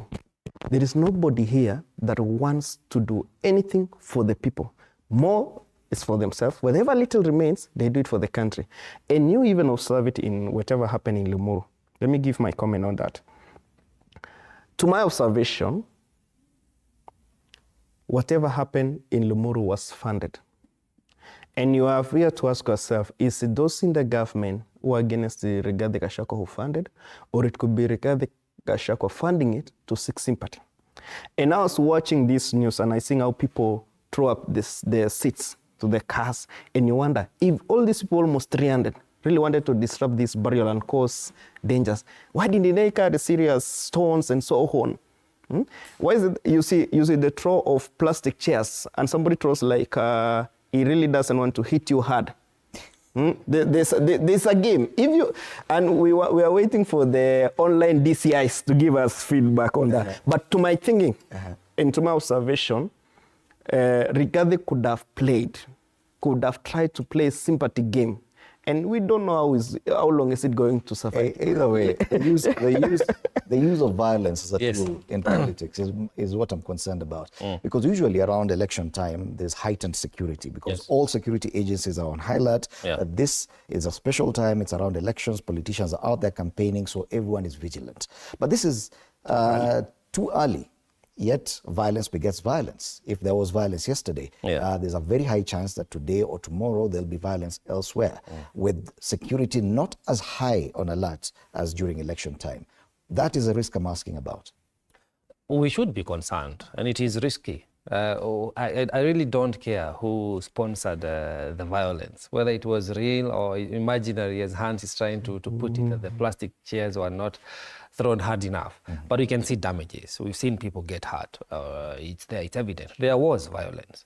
That is a conversation. Those are scenarios we should not witness moving forward. As Kenyans, we need to own our country. And this is why I keep saying we, the people, have the power. And I'll make references to a few events that have happened in the past. We saw there was a burial last week somewhere in Moranga. I think a sitting MCA passed on. And the people decided we do not want to listen to the president's speech, neither the deputy president speech, the written condolence messages. Peacefully, you know, that's the kind of direction we should take. Then there was Moses Kuria. There is a place he went to church, and I think it's the same event. He wanted to speak further, and the people said, no, we don't want to have that kind of a conversation in this sitting. That is very much in order, that Kenyans need to own their event. If somebody comes to an event, and the former deputy president went for the concert in Moranga this last weekend, and the owners of the event, regardless of who had funded the event, we don't care whether it was the government or the musicians themselves, but the organizers of the event decided you are not going to have audience here. That is okay. It was peaceful. That's the kind of conduct we should expect moving forward. That if somebody comes to an event, you do not want them to address you, just say no, they will walk out. There was no need for violence yesterday. If they did not want the former deputy president to speak, they would have done the same. When they should have waited when he gets the mic, either they walk out or they boo him. You know, that is much in order. But we must contain ourselves within the right of human dignity and the rule of law. Yes. What you do not want happen to you as an aspirant, we have all vied before, don't let it happen to your opponent. Because there is always collateral damage. And unfortunately, it is people who have no interest in vying for that position. Yes. So we must call out violence. We must protect each other. But we also must agree we need to behave as leaders, as politicians, as young leaders, and outgoing leaders as well. Yes. If, for instance, the former deputy president is really not able to organize his forums, because he may now want to think, which fora do I go to? Where do I go? And how do I engage people? He's also responsible for his own conduct. Everybody needs to take responsibility. He must have the intelligence to decipher how is the response, the reception going to be. If it was going to be hostile, like she opined, there were members of parliament there sitting and former. There was a sitting senator. The senator of Kiambu was sitting right next to the former deputy president. So this was not an accident. This is organized crime, in my opinion. And everyone needs to take responsibility. We must protect and say, no, it should not happen again. Okay. Finally, I like what Hans is saying, that people get into government to eat. So I would want to ask, Is the same happening with the sitting leadership? Is the president eating with his cronies and then depriving Kenyans of service? So these are matters to continue watching. Yet we've seen that more and more, anywhere where politicians are, be it churches, funerals, and it's across the country, there's always a bit of violence. We've seen members of parliament fighting on podiums, especially at funerals in Western Kenya. This is the same thing you're seeing, that even in churches, even what you say was a bit civil, the fact that we are shouting down people inside churches, we are booing the head of state, we're doing all this. This is something that is growing, and it's happening at this time, almost 3 years to the elections. That is something that should worry all of us, Kathy. And this is not something that is going to stop. To me, it will just escalate unless something is done by our security forces. You know, what we are discussing today, because we have mentioned Muranga, we've mentioned what is this? Muranga twice, actually, because there was the burial and there was the music, there was a peace festival somewhere again in Muranga. Now, this one again was happening in Kiambu. This is likely to happen more in Central or Mount Kenya region as opposed to other regions. Because, I mean, have we seen this happen in Rift Valley or Nyanza or Coast, really? For those regions, it is going to wait for some time, maybe until aspirants come out, and now it will be, you know, the aspirants themselves pitting against each other or whatever. But for Mount Kenya region, the politics have started very early, and it is because of the impeachment. Truth be told, it's because of the impeachment, because the impeachment actually has divided the mountain, and it is started from the very moment that the people from both camps, but mostly from the former deputy president side, whipped the emotions of the people. One, against his successor, and two, against the president himself. And thirdly, by the way, against the people who voted for his impeachment, that is the senators and the members of parliament. And what is actually, to me, what is taking him to the ground right now is bile. He's really annoyed, and he's going there to prove a point. To me, I think it is time the former deputy president takes a step back, thinks about what is ahead of him, because as one of my colleagues here says, he's no longer the deputy president, so he's not enjoying the security, the kind of security he was enjoying before. His mobilization is different. Everything is totally different. I think what he seems to believe, which is also true, is that the people are with him. And therefore, he has become a bit, in my view, careless to even walk into such events. He knows his situation. He doesn't have security the way he had it earlier. But then look at it this way. When we had the Gen Zs, not before the Gen Zs, when we had Raila Odinga and his supporters take to the streets, what did the former deputy president say? He says that they were going to deal with Raila Odinga mercilessly, and they really dealt with him that way. When the Kenyatta family farm was attacked and some goons stole sheep and all those kind of things, what did he say? He said that we are going to withdraw security from Amangena, we are going to withdraw security from Kenyatta himself and his family, wacha waende watafute security. You know, some of these things, you know, the things we do in politics have a way of catching up with us later in life. So if I were the former deputy president, although maybe I'm the wrong person to advise him, but I would actually just take a sabbatical. Take a couple of months, you know, rethink your political future, because this is not going to end. He's dealing with people, he's dealing with his opponent, and I think right now his opponent is not even the president. His opponent is not even Kindiki. His opponent are those members of parliament that he is pitting the people against and telling them, Hamtarudi. You see, like yesterday, look at it this way.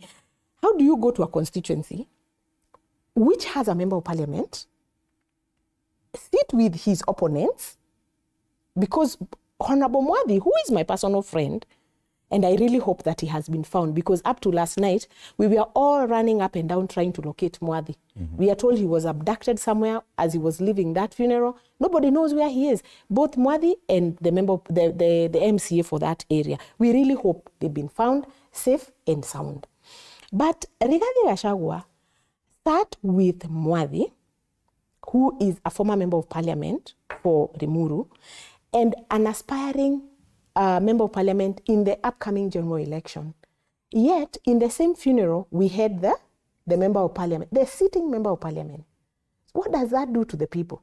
Because each one of those people will have sympathizers, will have supporters. So he needs to get himself out of all these shenanigans because he's the one who's putting himself there. And this will happen a lot. He will go to another constituency, he will do the same. He will bring this guy who is running against the member of parliament because he wants to prove a point to the member of parliament. That is wrong. He also needs to calculate very well. And I'm really sorry, he's from my constituency, Madera. It's wrong. I mean, what is happening to him is not right, but he also needs to go back to the drawing board and plan, reorganize himself. The other thing, and I like what my brother here has said, you can just walk, even myself, and I like the fact that the three of us here have been in the political space. I do not just walk into a forum. I do not just walk into a meeting, into a function that I have not, one, organized. Maybe I don't even have prior information of what is happening. You just walk in believing that these people love you so much. No, you don't do that as a politician. But there's something that Rob said, and I like the genuineness that Rob has, brought to the table. Clearly, the goons were paid. Whether they were paid by side A or side B, clearly those people, the goons on the ground, we can tell you on this table, goons are always mobilized. And mobilizing goons needs resources. So someone was actually paying those people who caused the mayhem. Whoever was doing that, as at now, for me, I do not know. And money plays a key role in violence. And by the way, violence does not know gender. Initially, when we are doing our campaigns and even in the 16 days of activism against gender-based violence, I have shared messages, I've had platforms where I've spoken, and men have reminded me, Kathy, gender-based violence is happening to men as well. So we as women must also realize that whatever is happening even to Rigathi Gachagua is a form of gender-based violence. Is a form of gender-based violence. It has happened to women. It happened to me when I was running in Madera. It has happened to so many other people. So we need to call it out, but I think he needs to go back really to the drawing board, for real. Okay. Yeah. Do you agree that, do you agree that it's Rigathi Gachagua to change tack and not the other politicians? Once the impeachment was confirmed, we were here and we said it is upon him to define how he wants his journey to look moving forward. He seems to have started off on the wrong footing, in my opinion, because if you look at the trend of a few things he has tried to do, those events, attendance, uninvited, and a very huge hostile response, that is not indicative of a person who is on a good trajectory, because the hostile response he's experiencing is ultimately in the mountain region, where he says, these are my people and I'm going to give you direction in January. That rhetoric needs to come to an end. He has no direction to offer the Mount Kenya people. He needs to go back, as Kadi says, and retrieve himself from all these campaigns for now and decide exactly what he wants. Have a formation, a political formation. Have a plan and then start. I'm not saying he does not have one, but I'm just saying what he has is not working. He needs to change tact. If indeed he was a Mount Kenya kingpin, as he puts himself out there, or as the leader of the Kikuyu community, why is he being attacked in his own backyard? Why is it that not a single person? Because Fred, there are areas you can walk at night, 3 a.m., and you'll be safe because the people there, they are your people. And the other areas, even 6 p.m., you need escort. I mean, depending on where you are. How is it that not even a single person had sympathy for him to leak information and tell him, by the way, Kathy, tomorrow don't show up, or even that morning, or even an hour before, please, this is going to happen. If this is your backyard and you think that people love you so much, how is it that not a single person stood up just to protect him and say, because that's what intelligence is about. And I'm saying that he needs to walk away from the misconception that he is the leader of the Mount Kenya region. He's not. The region is still leaderless. The region is not leaderless. The region is focused on transforming the leadership that is existing. And that's why you see there is a fallout. There's an existing leadership. There is, because we have... What's the leadership? The leadership, we have elected members in parliament. Okay. We have governors. We have a president. We have a system that is in place to serve Kenyans. The people are saying that these members of... We have sat here and said that the National Assembly is the most incompetent assembly we've had. Largely, most of these sitting MPs are from the central region. And Kenyans, the central region people have fallen off with their elected characters, the senators and the MPs, because we've seen what has been happening. So there is that rift. Then there was a rift because when the deputy president was in office for over 2 years, he did not have any deliverables to show to the people he was claiming to be representing. Further, the president himself, who was brought or rather supported by the former deputy president, has failed to deliver for the Kenyans, because this agitation is not just in the central region, it is across the country. You saw people walking out when the president was speaking in Embu. That was not Murang'a, that was not Kirinyaga, that was not Kiambu, that was in Embu. And people walked out when the president was speaking. You saw the president last weekend going to Kericho, trying to sanitize the governor who was being impeached. He even had to start speaking in his own local language to the MCAs and trying to calm down the political temperature. So then you saw, which is nothing short of ethnic cleansing, statements by this Halifa person from Lamu, saying that the Kikuyus who are living there should not vie for certain positions. That is not correct. That is ethnic cleansing that should be looked into. A person is to be questioned, because that's how you start now eliciting emotions and fear-mongering. So what am I saying? That you can pick a situation from each and every corner of the country, and you will see that as a country we are doing badly. Today we are here discussing the former deputy president. Tomorrow I don't know who we'll be discussing. But rightly speaking, and rightly so, Kenyans are concerned. Violence should not happen because it begets violence, but we must have a continuous agitation for good governance. So that when you, Fred, decide to vie and you meet Kathy out there, you need to go home safe to your family. Okay. She needs to wake up tomorrow and go and serve the people who will have elected her, because I want to believe at least out of the three, one of us will be in the next parliament. Okay, one of you. Just Fred, you know, it's like just what he's doing campaign, but anyway, he's using a TV 47. But let me add something. Yeah, you know, one thing we are probably many people could be asking themselves is. There was violence yesterday in Limuru. There was no, Rikiji have always claimed that he has the people. There was nobody who could fight back a little. We never saw anybody trying to fight the goons. We never saw any kind of defense. We never saw anybody saying that we cannot allow such kind of character here. And again, we have not seen families saying that Rikiji was our guest, was coming to mourn with us, why this is happening. There is, and every time you plan something like that, there's always a loophole that will expose you out. Secondly, is, you know, there's something I've always said, and at times I share with my friends, that in the next few years, Rikiji will be the most hated politician in Mount Kenya, from the Mount Kenyan people. What do you mean? What do I mean by saying so? Is that Rikiji came into parliament in 2017. Nobody knew Rikiji before 2017. Unless those are from his village and so on. Talking of the whole Mount Kenya, nobody knew him. And that's why you realize there's always something that Rikiji has always claimed, which I don't echo. Ruto was doing developments from 2013 in Mount Kenya, going to Rambes, launching projects and so on. By the time it came to 2022, many people knew Ruto. And therefore, Ruto went ahead and said, I'm going to reward Mount Kenya with a deputy president in his own wisdom, just because of the support he has gotten all that time. Then now, God gave a chance to Rikiji to become a deputy president just from being a one-time member of parliament. And now he has come here and whipped emotions to people on how he's being fought in the government. But the truth is this, he's been doing a game for his personal benefit. What is he going to expose soon? Whatever happened yesterday, to my imagination, it is for his personal gain and he's buying it. Soon, not later, people will realize it and they'll get tired of it. Okay. And that will will give a lot of rebellion from it. What am I, lastly, Fred, is to mean that despite the fact there is this, it's not that we have any issue against Mount Kenya. There are many leaders in Mount Kenya who can give proper and decent leadership.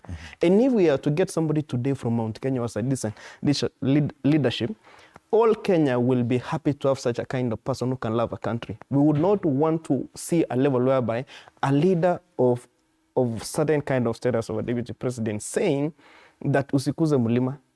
We want to find somebody who say usikuze Kenya. We don't want somebody. So are you telling us that you can, after the reshuffle of the cabinet, when Genesis had got into demonstration, Rigiji went on a public TV and radio stations and said, my intention was to make sure that the seats we have for Mount Kenya remain the same. We do not mind the others. He went further and said, the one for treasury was not ours. Ruto had given only on his own accord. Then what happened to the other Kenyans? How do you even qualify to become a national leader? Okay. I think our friends should go and fight for Nyeri, governorship or senator or member of parliament. Then he goes on defending like that. It is the biggest discussion today on all the front pages, what happened in Limuru at that funeral. Very unfortunate incidents of political violence and intolerance that should be condemned, whether or not we know who perpetrated them.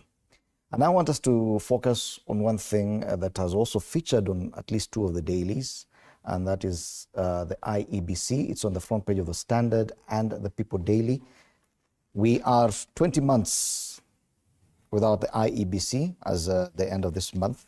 Now the CEO for IEBC, Hussein Marjan, has come out to say that we are staring at a crisis on the delimitation of boundaries. Bwana Kamanya, this is something we talked about in depth sometime last year, and we warned that this would be a crisis.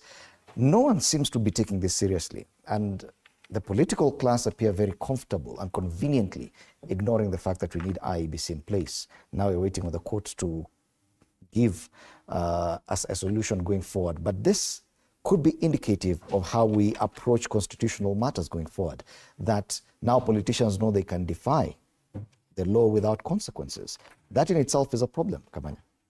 Yes, by and large, is the greatest challenge we are facing in streamlining our political fiber. Because remember, IEBC is a major player, and we need it not just functioning, but also fully constituted and well-funded, so it can execute its mandate to Kenyans. All this discourse the conversation we've been having today revolves around politics. And politics are regulated in a manner of speaking, quote unquote, by the IEBC. So the longer we go without a functional commission, the longer we're going to have electoral disputes. Because you start saying, oh, these commissioners are pro that, it's not well constituted. And also remember, before 10th of August 2027, that's a date we all need to start reminding and reminding ourselves of. There's a lot of preparation that goes into an election. That is one. Two, remember we have constituencies that still do not have representation. Opio Wandayi is a former MP. His area is not represented. Magarini, I think there was a determination by the court that there needs to be a by-election, and many other areas. But Nisa hasn't had an MP for over a year. Precisely. Owed to what? Lack of the constitution of the IEBC. So, and we've had this conversation, lengthy, and there seems not to have been a significant response from the government.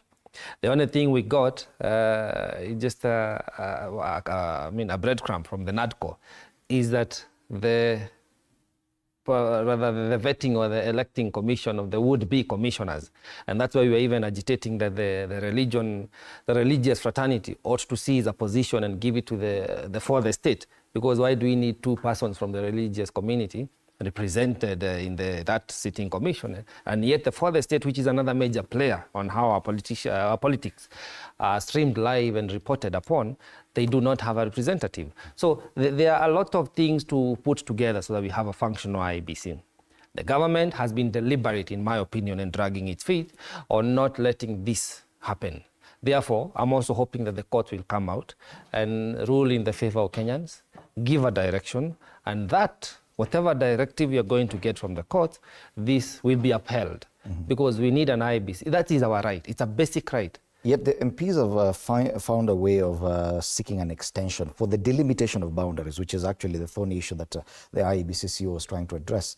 The fact that we've already defied this provision of our constitution, the deadline lapsed in March. This is 6, 7, 8 months later, nothing is happening. MPs appear very comfortable knowing that we will find a way of extending this, if at all that happens this time round.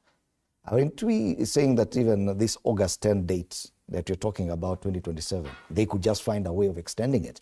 Yeah, I think is for the first time, we are finding ourselves with the parliament, the legislative arm of government, that is really playing into the gallery of the executive. Because it doesn't matter which side of the political divide you come from, it is very important that you as a member of parliament do your work and what the people have entrusted you to go and do in parliament. I'm not surprised. The other day I had a conversation. In fact, yesterday I had a conversation, and the other is an old conversation with some members of parliament in regards to an amendment to our constitution, which is actually going to amend the Central Bank Act. It's going to affect the Kirdi Act, which actually deals with our manufacturing and stuff like that. It is also going to deal with the way we invest and stuff like that. And we were looking at the bill, at the proposal, because yesterday there was public participation that was happening at KICC. To my surprise, the member of parliament told me that, I haven't looked at this, Kathy.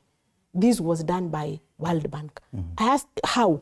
How can World Bank do this for you? It is the work of members of parliament to legislate, to come up with all these bills. I'm actually very, very embarrassed by the way our parliament is behaving, both with the IEBC, the act that I'm talking about, and even many, many other things that they've been doing. We know even how they behaved with the finance bill. Can you imagine, you pass a bill and you convince everybody that you're doing that in the interest of Kenyans, then when the president drops it, you clap. What were they clapping for? That is the same thing they did the other day when the president decided to cancel the Adani deal. So it's a madhouse. I cannot even, and I don't know whether they really understand why they were elected and why they were taken to parliament. But the other old conversation that I was talking about, in central Kenya, as we speak, and that is where I come from, there's a rising call for recalling of our members of parliament. I believe it has been started by the former deputy president, where, including my own member of parliament for Madeira, is the members, the citizens have started collecting signatures to recall him. And I have many friends who are members of parliament, and as we were having that conversation around why all these, I think Kikuyu is another constituency that is trying to recall the MP. I think Kabete is trying to do the same, Central. A lot of that is happening. And you know what they told me? So they are collecting signatures, but we don't have an IEBC. So they will collect signatures, but there will be no by-election. So the members of parliament can delay this further because it serves them, right? But what they forget is that they did not go there to serve their interests or the interests of the executive only. They are there to serve our interest. I would like to see an IEBC in place. And not just an IEBC, we also have the Cherera 4. You remember the controversy we had, and I know 3 of them sought exile. They are out of this country. I hear there's some allegation that they did not even get their dues, all of them. They were not given their allowances. They were just dismissed like that. I think it is good for us to do justice to them as well. And if it is possible, we've done a handshake with Baba, Raila Odinga, and I believe that the reason as to why the Cherera 4 had come out to defend their position was because of Azimio or because of Raila, and they believed they were doing the right thing. We have done a handshake with Raila Odinga. Let's also extend this handshake to the Cherera 4. Yeah. All right. Hans, it would appear that across board, all politicians are not just in Kenya Kwanza, even the others, very conveniently, they found a convenient way of ensuring that the IEBC is not in place. It serves their purpose. When politicians come together for their own convenience, that in itself is a problem for this country, don't you think? Fred, I think there's something I've insisted on, that the reason why members of parliament or more leadership are more of themselves is because how the electorates get them into the seat. You spend. We don't have people who go to FI and you don't have a brad on you're elected. Today, if I run with maybe with a small premium or a Pro Box, and there's somebody who comes with a V8 or a VXL, a VXL will be more considered. In fact, just brokers in the center, our local center will take me to be a joker, non-starter. So what do you expect from a member of parliament? If you tell somebody you need to get a VXL costs almost 11 million, or a second one goes for 5 million. What did you tell that person who spent over 20 million? I'm told even some members of parliament spent over 200 million to get into power. Governors spent over 500 million. I'm told when presidential elections are over 50 billion campaign. How do you expect those people to recover their money? They have to, the same people who are taxing will go through pain. But at times we are being told that the voters at times say, eri unipe sai, kwa sababu kishaingia unanisahau. Then we need to have, who needs to sacrifice? We need to see us who are electing leaders to sacrifice and say, this is a kind of character we're going to accept. Another thing I would say is constitution. We need to amend our constitution to empower parliament. I feel that members of parliament have been demeaned a bit by the current constitution we have, because the reason why you find members of parliament sleep in bed with the executive is because it's a very dangerous thing to be a member of parliament. You're very broke. Let me give you an example. And let's be honest. It's time we be honest so that there is delivery in this country. A member of parliament is paid like 535,000 shillings per month. Plus allowances is get to $1 million. So a member of parliament takes a loan against the 535. There is an expectation of a mwananchi in the ground. So you need to buy at least a Brado or a V8.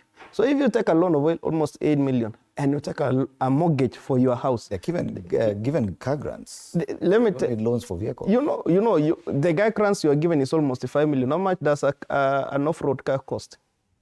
A TX for 4 or 5 million cannot run in the village. You need a VXL of almost 11 million. You go for mortgage and so on. All the salary goes on.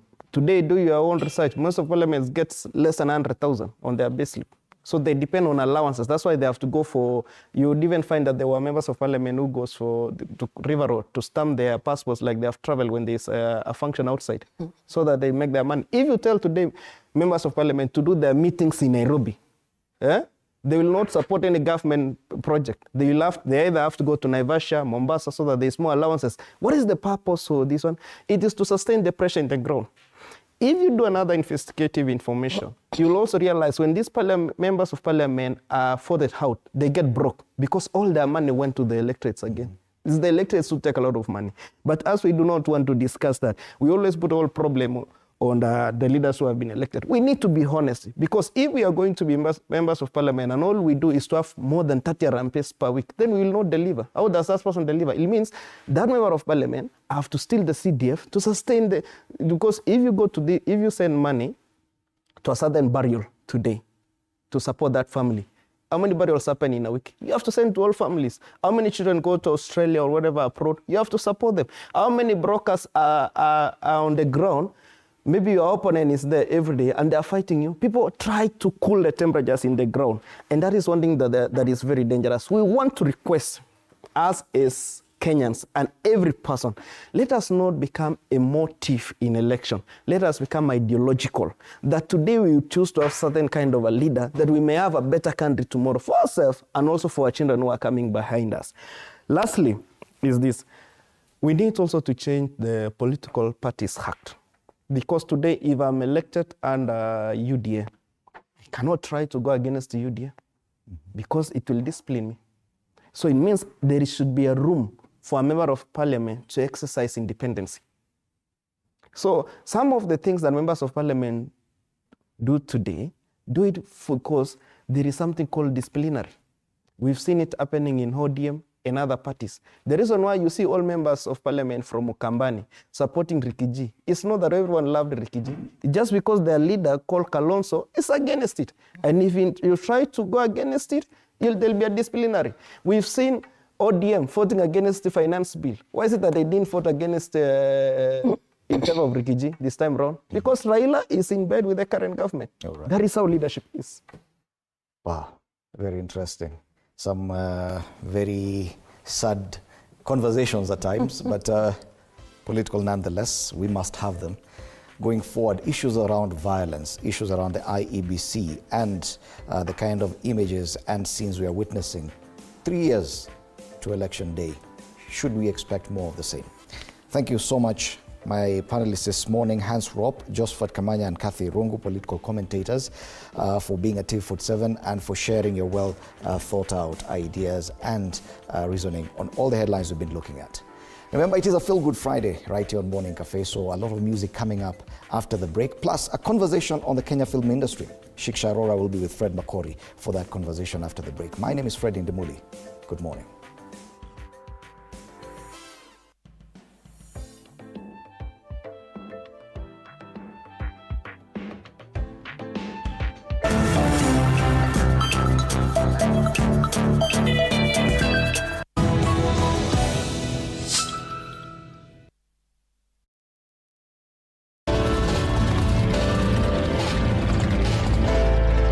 Download the Base app or dial star 218 star 88 hash for instant mobile loans. Call 0.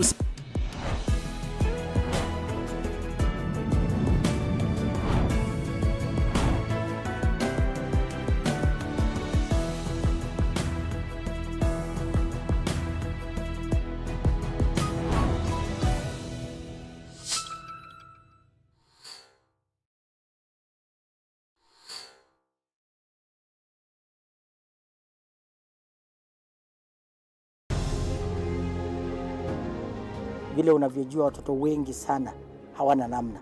Mimi ningependelea watoto wasome.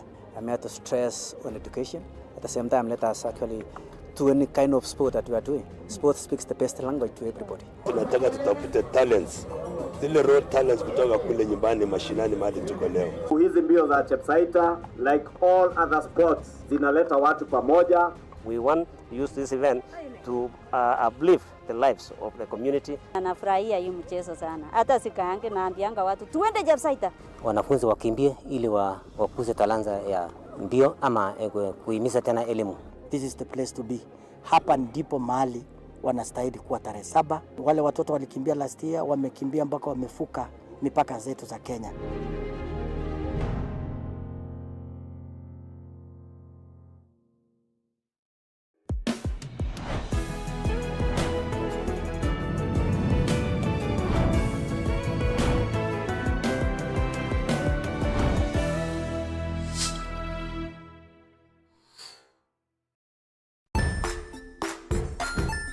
Hey there, friends. Welcome to Kids on the Block, where fun and imagination come alive. We dive into magical world filled with exciting adventures and awesome friends. What position were you in? I was number 2. What position were you? Number 1.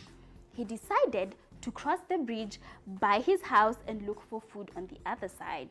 We're going to do half cup of chocolate chips, and the other one, we're going to do half cup of the blueberries. So, grab your imagination hats and get ready to explore with us. Join us every Saturday at 9 a.m. for new friends, amazing stories, and tons of laughter.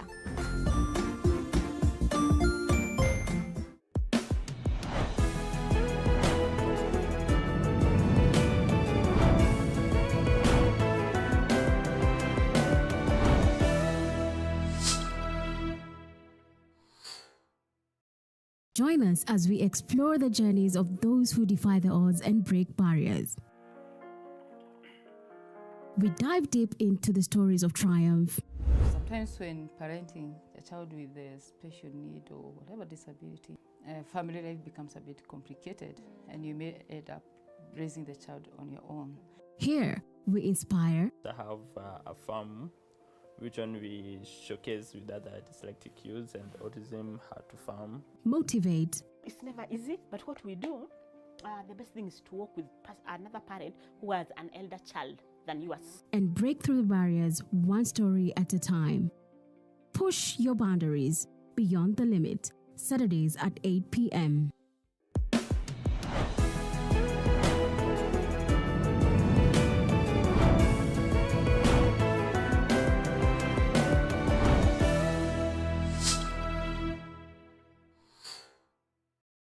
The Grind, where business meets brilliance. It's not just about the ideas. I was working as a shampoo boy. I used to wash clients' hair on the sink. It's about making them happen. From big wins. In primary school, when we would be asked what people want to be, I was categorical that I want to be a nurse. To hard lessons. The consoles change, the gaming equipment keep changing. We cover it all. Tune in to The Grind, where every episode is packed with insights. The person who is serving customers, always be a customer-centric. Strategies. When you pay attention to detail, you get luxury items. And stories to fuel your ambition.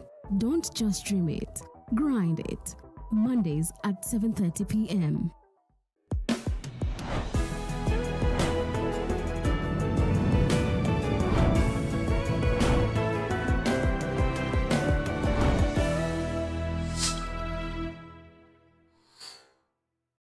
Jiunge nasi tunapoangazia safari za viongozi bora.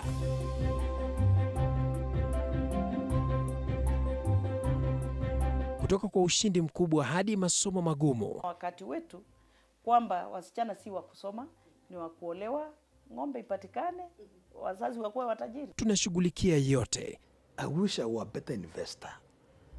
My parents taught me how to look for things for myself. Tazama Mfahamu Kiongozi, ambapo kila kipindi kimejaa maarifa, mikakati na hadithi za kukuza azma yako. For me to succeed, I have to fight. Kila Alhamisi saa 1:30.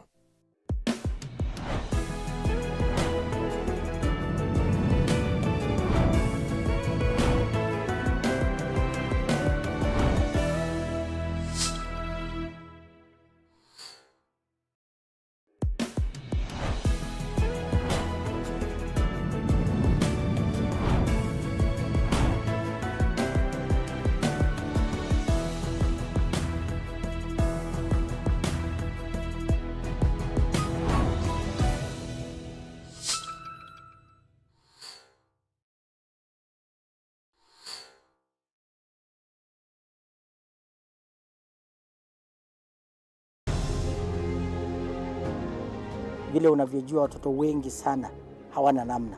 Mimi ningependelea watoto wasome. I'm here to stress on education at the same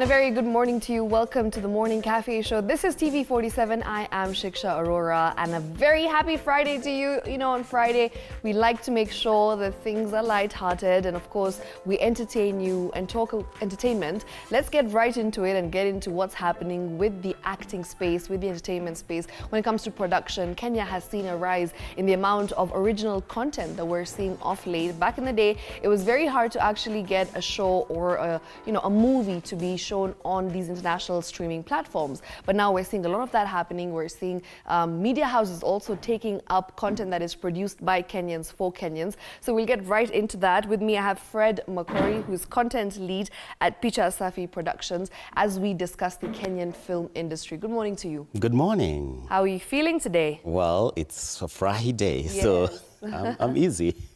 Good yes, to know. Yes. Now, Fred, as I mentioned in my introduction, it's very nice to see that there is an uptake for Kenyan content of late. We've seen a rise in the amount of Kenyan films that are being produced yearly. Back in the day, it was hard to even get one or two in the year.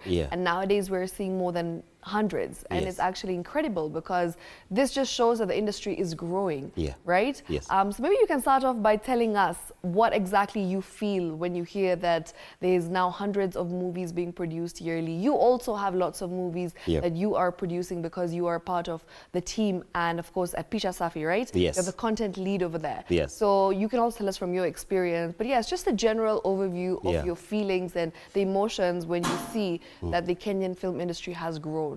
Yeah, it's a good thing. Yeah. But what we're seeing now is something that has been happening in the background for a long time. Okay. So more and more producers of late are bold enough and they're taking the risk to put their work out there. Absolutely. And in the hope that the market would accept it. So for me, it's a proud moment as a Kenyan filmmaker because what we have is a lot of content coming out, and I must say, amazing content. Absolutely. I mean, original, great stories, Yeah. great production. We are upping our game, and slowly by slowly, the narrative is changing, especially on the consumer side, where more and more Kenyans are accepting our local content. And so for me, as a Kenyan filmmaker, it's a proud moment to be a Kenyan filmmaker. Amazing, Yeah, brilliant. yeah, yeah. Now let's talk about your upcoming, venture. It's called Yes. 541. Yes. Maybe you can tell us what it is and what exactly the aim is of this particular movie, Yes. and what you're trying to achieve with it, what the storyline is, Yes. and why Kenyans should watch it. All right. So 541 is a project that we've been brooding over for a bit. So this year we decided, okay, fine, let's come together, let's put these stories out there. So there are 5 different short films, different stories, and our aim is at Picture Safi Production, if I may begin there. Our goal is to create content that brings about impact. Our tagline is Film for Impact. Right. So what we're doing is telling stories that are impactful, stories that people watch, and by the time they're leaving, they feel there's something that has been triggered within them. And so that is what the 541 project is all about. We have 5 amazing stories. We have one called Indelible. Okay. Indelible is focusing on mental health in the space of relationships. It's conversations that we do not have often and remain unsaid that have far-reaching consequences. We have I'm Sorry, Mommy, which is basically a story about resilience and hope, even in a society that there's a lot of gender-based injustice.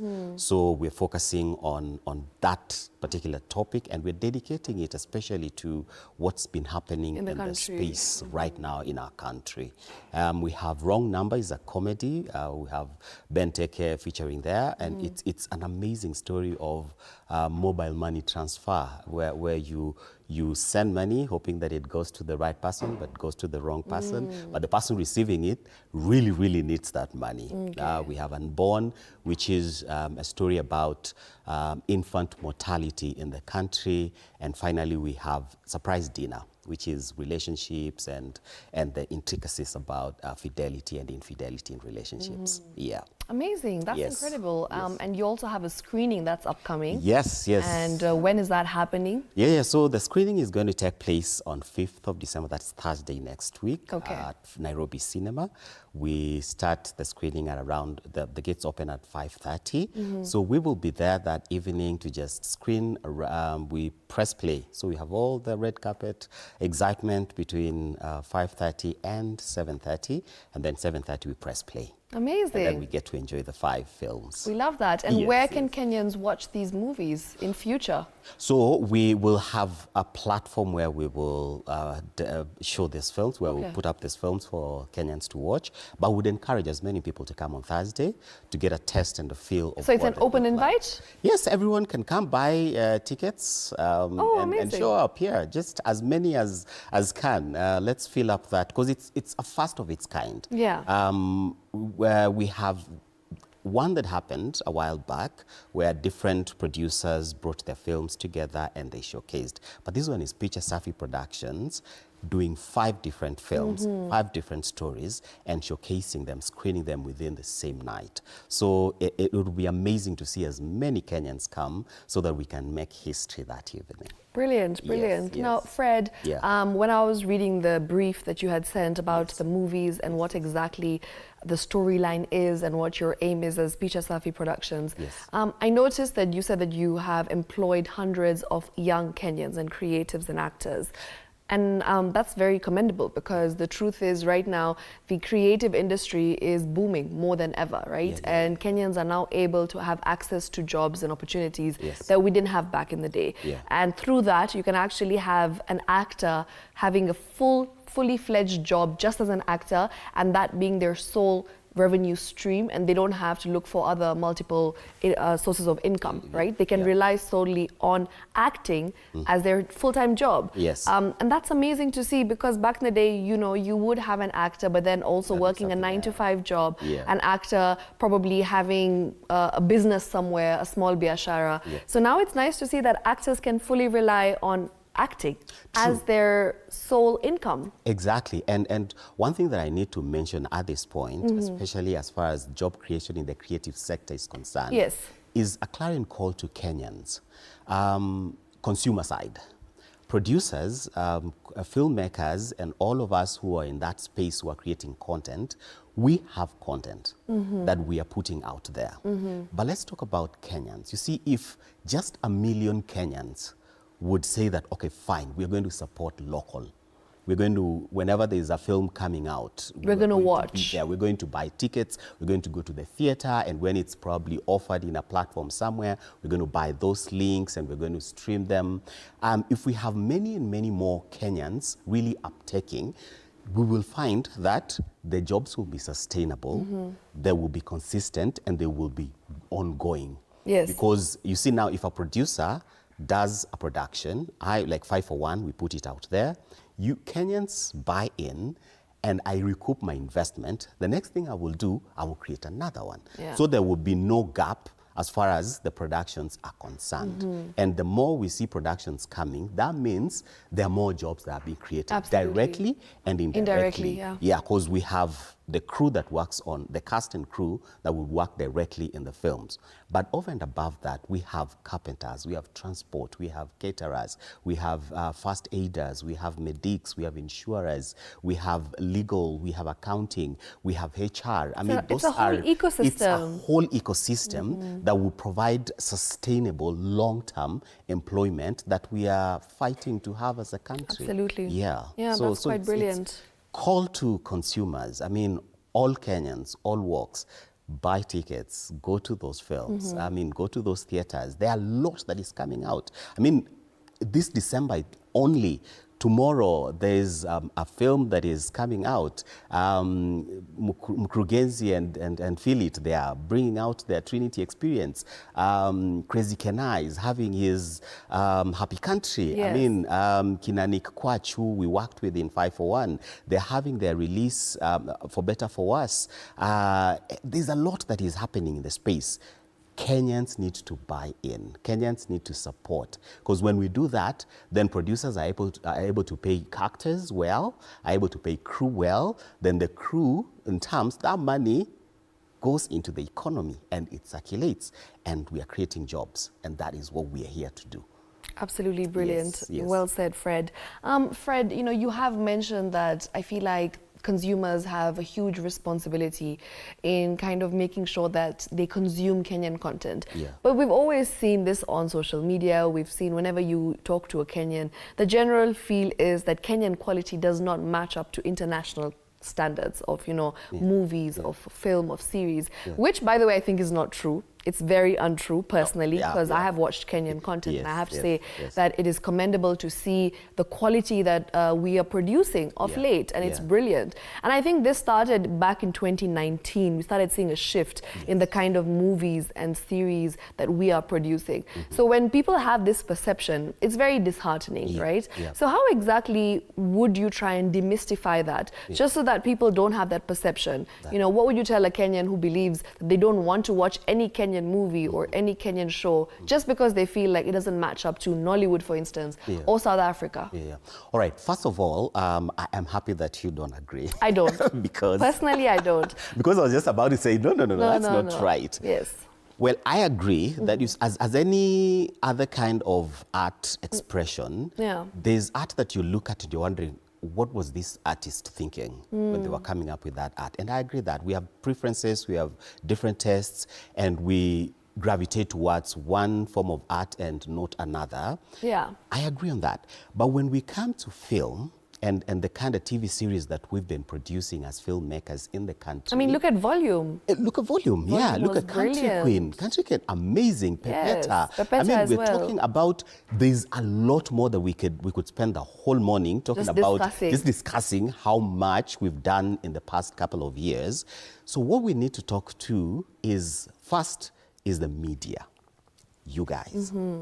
The kind of conversations that need to be happening in this space, thank you for hosting me, is the conversation towards mind shift. Yeah. Because a lot is happening. We have upped our game so much, and we are taking time, investing time in creating stories that have are relatable and in the context that we have as Kenyans. Yes. And secondly, we are investing in technical to ensure that what we are bringing you has good picture quality, has good sound quality. And the music that we are using, the graphics and everything that goes into putting that film together. Back end, we are working hard at it.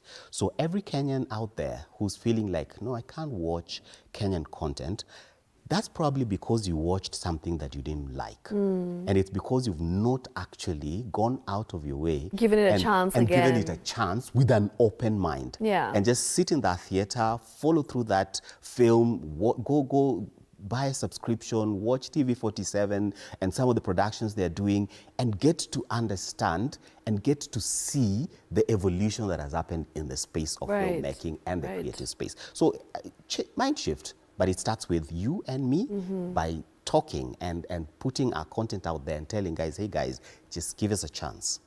We will prove you right or wrong. Yeah. Yes. Amazing, brilliant. Now, as we talk about Picha Safi, right? Yes. That is the production house that you are from. Yes. And you're the content lead over there. Yes. What are some of your goals in the future? You know, you are producing 5 for 1, which by the way is coming out very soon. Yes. It is going to be screened on the 5th, which is just next week. Yes. So congratulations Thank you for so that. much. Yeah. Apart from that, what are some of the goals that you have for the coming years, and what exactly is your vision as a whole? So my vision of Picha Safi production is to basically create a paradigm shift as far as our software as a country is concerned, because we aim to create value-based content, and that so that we inspire positive change in society. So my goal is to keep creating content that will impact, content that will bring about change. And in so doing, I would need help. Because like now for 5 for 1, our desire is to grow it so that it's an annual project and replicated in the country, in the 47 counties, and towards the region, that is the East Africa and beyond. That is the goal. But also the other projects that we like, we have our Father's Day documentary that we do every year, starting in 2023. This year was the second installment. We are on to the next one next year. It's called Letters to Dad. So where we just discuss, get to people share stories about their fathers and get to write a letter to their dads and share it, read it on the documentary. So it's been doing very well, and we want to keep doing that and have conversations around fatherhood from the documentary. So there are a lot more that we're doing, get into the TV space, the web space, and do a lot of constructive, positive, value-based content that eventually will create employment, and we would also contribute positively to the economy. That is our goal as Picha Safi Productions. Nice. Yes. Yeah. Nice. Fred, when we talk about the industry as a whole and what exactly is going on, and the fact that we are seeing that there is an extreme amount of talent right now. The talent in the industry is just breathtaking when you go for auditions and you see the auditions that people are doing, the young talent especially, you know, the Gen Zs. Oh, yeah. You're just taken aback and you're like, wow, this is a whole new wave of fresh actors, fresh talent that can potentially be industry leaders in the near future. Yes, yes. Right? So when such people, they keep auditioning, of course, it actually gives us new faces throughout. You don't see the same faces over and over again. You see the younger talent coming and taking over. So what exactly is your message to maybe a young actor or an actress who has been disheartened? Because sometimes auditions can be very intimidating, nerve-wracking, and even though you're a good actor, you don't really pass that phase because it's just intimidating. So what would you like to say to someone to encourage them to maybe keep going and not give up on their dreams? First of all, I'll start with the producer side. Yes. For producers is give people a chance. Because sometimes my first impression on an audition might not be the exact thing that you're looking for. And this is because probably I was nervous. I walked into the audition room, I was intimidated, and I felt forgot my lines, lose my composure, and lost it. Sometimes it helps as casting directors and producers to be able to create an environment where young and fresh talent is able to come and express and give the best. But now to actors and talent out there who are upcoming, don't choose. That is one. Because most of the time what people tend to do is they look at projects and decide this project is not for me. I don't want to be part of this project. So they want bigger project, better paying project. And that sometimes doesn't work for them. And because you have to start somewhere. So you start somewhere and this producer sees you in that particular production and is able now to bring you on board on this other one. So don't give up, don't be choosy, be somebody who is tenacious and a go-getter. Yeah. In Kiswahili they say jitume. Yeah. Yeah, just be somebody who's a go-getter. Look, fight for opportunities. When you hear auditions, don't give up, just go. You get a negative, ask for feedback. When you ask for feedback, then you are able to know, okay, this is what I didn't do right, and this is why I need to improve on this particular one. So keep going, keep pushing. Discouragement will come, just fall down, but get yourself back up again and keep moving. The future is yours for the taking. Yeah. All right, brilliant. Fred, what are your thoughts about the kind of content that we're seeing of late? I mean, we have already said that it is brilliant to see the amount of talent that we have in the country. Even in terms of a production, the quality has gone up. The game has just changed. Yes. Back in the day, it was very hard to see drone shots, aerial view shots, you know, things like that. So even technology has kind of helped us. But then also that means that the amount of budget that's going into production is also much, much higher. Yes. Especially if you want to produce quality. So it's a trickle-down effect. Yeah. So what exactly are your thoughts about how things have changed in the sense now budgets are bigger? You know, if you want to produce something that's of good quality, you need to have a big budget. Yes. And if you don't, then it will kind of show in the quality because you're going to try and cut corners. So what are your thoughts about this, and how do we try and make sure that these things don't happen, just so that we are able to maintain the standards in the industry as a whole?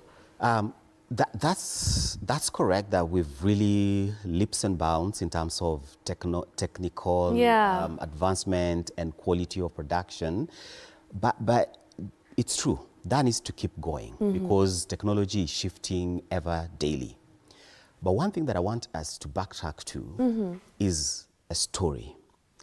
The one thing that you cannot fake is a good story. A good story, whether it's shot on a phone or it's shot on a Red or an ARRI camera, is a good story. Yeah. But if it is bad, whether you have the best drone shots, you have jeeps and whatever, people will still not like it. People will just come, and at minute 5, people are like, where are we going with this? And they will not like it. So for me is, let us invest in the story so much more that when we come with our big guns in terms of cameras, drones and whatnot, we have a story that we are telling. And that is one thing that I must commend my fellow filmmakers. Script writers. Yes, the script writers, the creative producers, and all those storyliners who are coming together to churn out these ideas. We've really, really grown. And that for us is very commendable. It's what we need to do is invest in that and then keep on keeping up with the technology. So that we are not overtaken. Good story balances with technology. Amazing. Very well said. All right, and that brings us to the end of our conversation. Thank you so much for coming, Fred Makori, right here, content lead of Picha Safi Productions, and of course just giving us an insight on the Kenyan film industry and how things have changed, and also giving us some good news regarding their own production. It's called 541, and these are 5 stories, right? Very relevant, very relatable, things that a Kenyan experiences, and also just kind of going with what's happening in the country. And yeah, make sure that you to go and check it out. Next week, maybe you can tell them the details. Next week, Thursday at 5:30 p.m. Nairobi Cinema. We'll be there. Mad fun. Go there. Get your tickets. We have an offer today, so if you can buy today, you'll be good. It closes at midnight, so grab your tickets. See you on Thursday next week. Amazing. Thank you so much for coming, Fred. Thank All you the for best to having you. me. Thank you for we having wish me. you we wish you the best in your upcoming ventures as well as 5 for 1, and we hope it's a huge success. Thank you so much for having me. All right. And remember, Friday right here continues because we have DJ Vansi in the building coming up right after this short break. We'll be getting into entertainment, your requests. And so make sure you get those requests in on social media. I'll be telling you how you can get them in on WhatsApp as well. You can also call in live right here. But for now, let's take that short break. We'll be back.